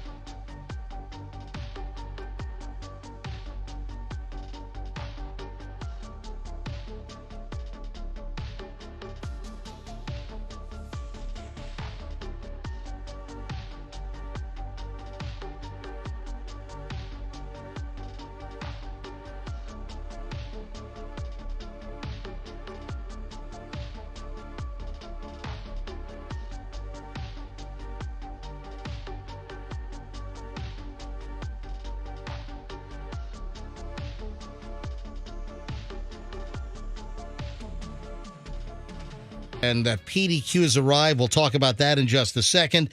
First, though, we got kind of sidetracked last segment. And the reason why a couple is suing an Airbnb owner is, this is everyone's nightmare. Hidden camera found in the bathroom. You know, I got to tell you, I've never used an Airbnb, and I'm skeeved out by the idea. Hidden cameras. We used an Airbnb just recently. For Julian's graduation up in Connecticut, we did an Airbnb up in Litchfield County. And the reason why is it was me, Michelle, Chloe. Julian's obviously back at his dorm, at his boarding school where he just graduated from. But my parents came in, so, Grandpa Larry and Grandma Eldon came up, and then Michelle's parents came up. So Michelle said, you know what, maybe we should just rent a house. Yeah, and you have a bunch of people now. We rented a nice house. We Airbnb'd for a couple of days this nice house up in Litchfield County, Connecticut, which, it's really a cool place. I really, really enjoy it. A couple of great restaurants. You're ever up there, you want to go to Arethusa and Materia. I'll keep that. Two amazing restaurants up there. Keep that in mind. And so here's the deal. Airbnb, we were just there, and I'm going to be honest. Did I kind of look around to see if there were any skeevy hidden cameras? I'm kind of technically savvy. Isn't there like a infrared light you can use to see like a reflection or something? There are. If you go to like Google and if you type in how to detect hidden cameras, you'll find that, or you can find there are electronic devices to find bugs or to find anything that might be emitting some kind of an electrical, some kind of spurious, signal or whatever. So yeah, you can get these devices. Anyway, a Texas couple is suing a Maryland man after he allegedly filmed them with hidden cameras while they had sex in the bathroom of the home that they had rented. Yeah, see, we've heard the stories in the past. It's like, sometimes in the master bedroom or, they'll have hidden cameras. And that is totally, obviously, against Airbnb policy, but it doesn't prevent some creeps and cretins from doing it. It does happen. So during their first night, the couple, Kaylee Gates and her fiance, Christian Gapraro, they had made a 23-hour drive to Silver Spring, Maryland from Texas to spend 2 nights in this house. They found the hidden cameras. During their first night, the couple had been intimate while in the shared bathroom before they laid down on the bed, put a movie on, and began to relax. According to the court document, the pair decided to leave immediately. Caprero pulled out the hidden camera from the bedroom, and they went to a hotel to call the Montgomery County Police Department. By the way, Montgomery County, Maryland, that's a hoity-toity bedroom community of D.C. So that's just disgusting. So now they're suing. Don't blame them. Yeah. Good for them. All right, so it's very, very rare that I mention a national day. Hey, Jeff Camus from PDQ Marketing is in the studio. Did you know that I have like I have this sort of like an allergy to like all these national days? I did hear that. Yes, because like today there are like 50 different things that it's National Day. What was it? National Put Barbie in a Blender Day. I'm like, what? You want to talk about a tasty milkshake? Right? You missed the boat. Barbie, the movie? The PDQ Barbie milkshake. Put Barbie parts in the milkshake. Yeah, that's a little scary. All right. So, full disclosure, I'm a small investor in PDQ, have been for years. So, all right, it's National Chicken Tender Day. I'll play. And, of course, you guys are back with the listen, I'm an honest guy. We've had this conversation. We have. I do not find the chicken tender milkshake very appealing. I like it. What do you think? What do you guys think? I love it. But whatever it is, if it's gimmicky, it's still very delicious. But some people love it. They do. Froggy is sucking this thing down. Halfway done. It's a vanilla milkshake with pieces of chicken tender inside. And the chicken tender on top, too. You have to have that, of course. Plus top of the chicken tender, plus too. the chicken tender's all jammed in there. Yeah, and I like when you sip up some of the chicken tender bits in the straw and it kind of gets plugged up and you really have to.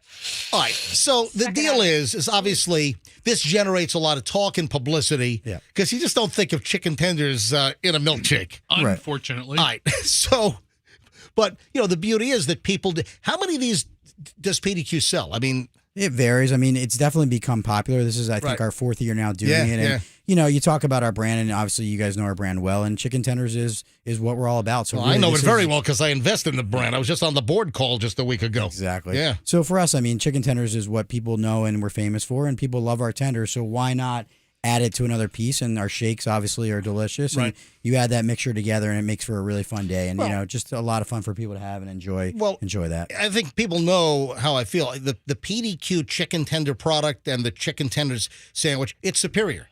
For me, the crispy chicken sandwich cannot be topped. The other chicken tender places and crispy chicken sandwiches, PDQ is just a cut above. It's just a better product to me. We appreciate that. I just don't know about chicken tenders ground up in a milkshake. Have you tried it yet? I haven't seen you take a sip yet. So it's a vanilla milkshake. I know what it is. I'm telling the people. I know you know. You're a small investor. Froggy is done with it. Cheers. That was good. I needed something. You want mine? I will. It's like a whole meal in a cup. All right, so what's the deal? You go to any PDQ any today? PDQ location. Yep. We got 17 area locations here in Tampa Bay. Yep. You can order online on our app, any of the third-party delivery services. Go to the website, eatpdq.com. You can learn more. But, available all day today. And, it's worth trying. If you love our tenders, you love our shakes, I guarantee you will be. I think it goes well together. It's a great flavor. The shakes are the best. The tenders do not get better than PDQ.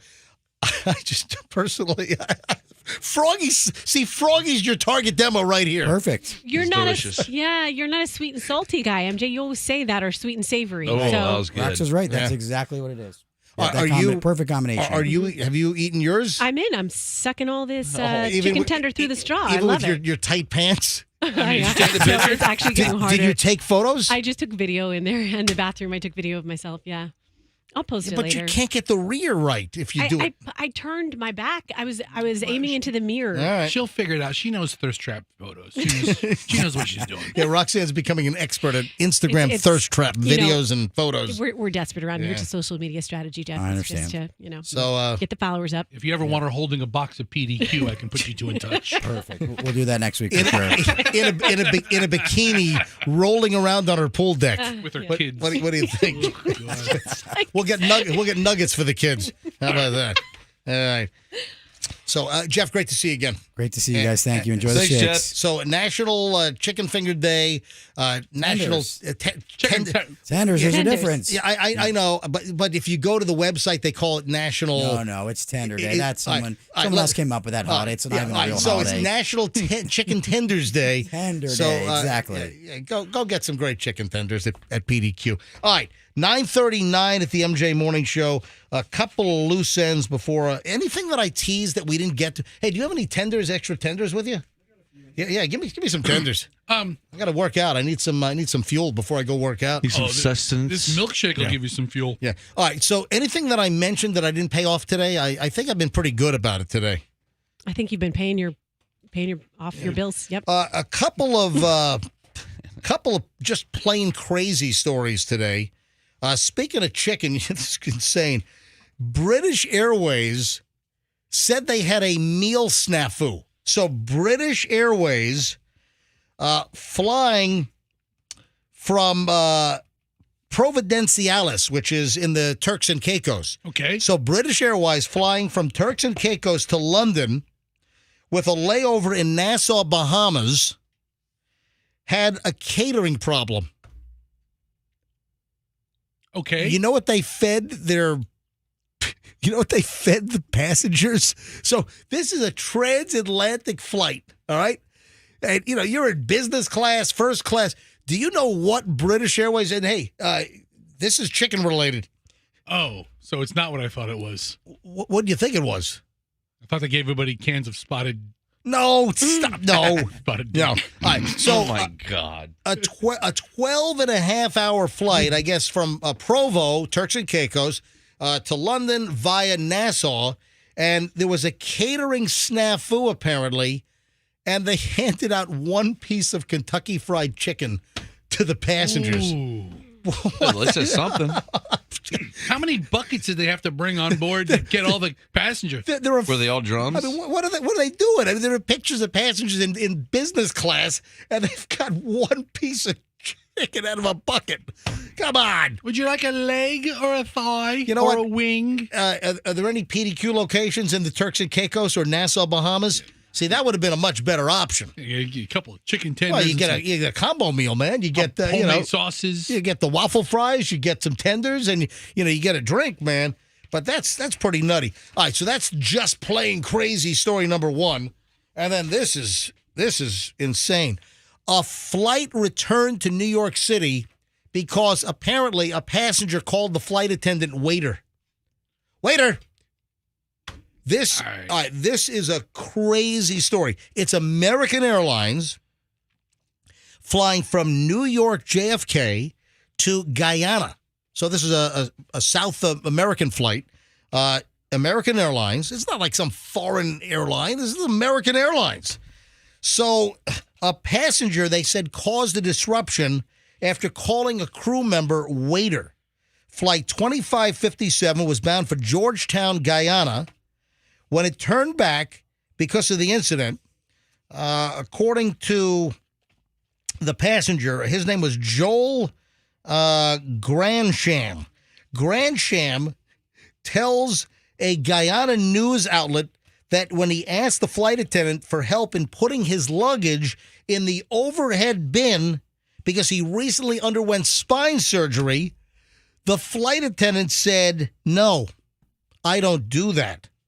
What kind of flight attendant doesn't help somebody put a piece of luggage in the overhead bin? What kind of prima freaking donna flight attendant was this? I hear more and more complaints about American Airlines. I really do. I fly American all the time. See, I don't. American is probably maybe fourth. Delta's number one for me. Then JetBlue, Southwest, United, then American. So number 5 airline for me. My complaint about American right now, trying to transfer rewards miles, and you can't get a straight answer on how much, if you have 90,000 miles, like, okay, how much is that in dollars? And what I just figured out is there isn't a specific answer because it depends upon the time of year. Did you know that? Well, first of all, the rate of value has gone haywire. Try to use miles on certain trips, and the miles are out of control on what some of the airlines are now charging. Yes. Yeah, so a lot of the airlines are just taking advantage these days, and I think that they're sending a bad message to their loyal customers. That's why loyalty programs were created. Right. But this story is nuts. So the flight attendant would not help the passenger with spine surgery put something in the overhead bin, and He said, nope, I don't do that. I don't get paid that kind of money. But if you don't like it, there's always another airline. That's apparently what the flight attendant told the passenger. Whoa, that guy's in a bad mood. Who was in business class, seated in business class. Another crew member helped the person finally with the luggage. During beverage service, later, the initial crew member that wouldn't help put the baggage in the overhead bin said, hey, would you like something to drink? He didn't respond because he didn't want to cause a scene. And then he asked again, and he said, no, thank you, waiter. Well, he's obviously not a flight attendant. Right. Well, the flight attendant now flips out and says, I have the power to turn this plane around. Whoa. And apparently, next thing you know, the captain made an announcement that they're turning the plane back around to JFK. Turn it around. What the hell?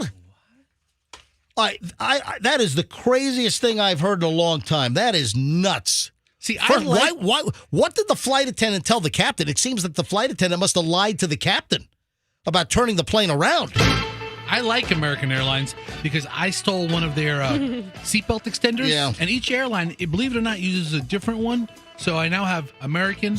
I have one for Southwest. I have a JetBlue one. I'm looking for a Delta one, and I need a United one. All right. And I don't have a Spirit one. I'm going on a Spirit flight next week. Folks, if anybody has a Spirit seatbelt extender, let me know. We'll see you tomorrow, folks. Have a great day. What is this, Thursday? Yeah. All right. Yeah, I got to go work out now. All right, folks, have a great day. We'll see you back here tomorrow on the MJ Morning Show. Don't forget, the $1,000 MJ Cash Stash song is going to play before 6 o'clock. Hopefully you heard it when I announced it between 9 and 9:20. Listen for that song, be caller 7, and win $1,000 from the MJ Morning Show and Q105. We'll see you tomorrow, and let's be careful out there.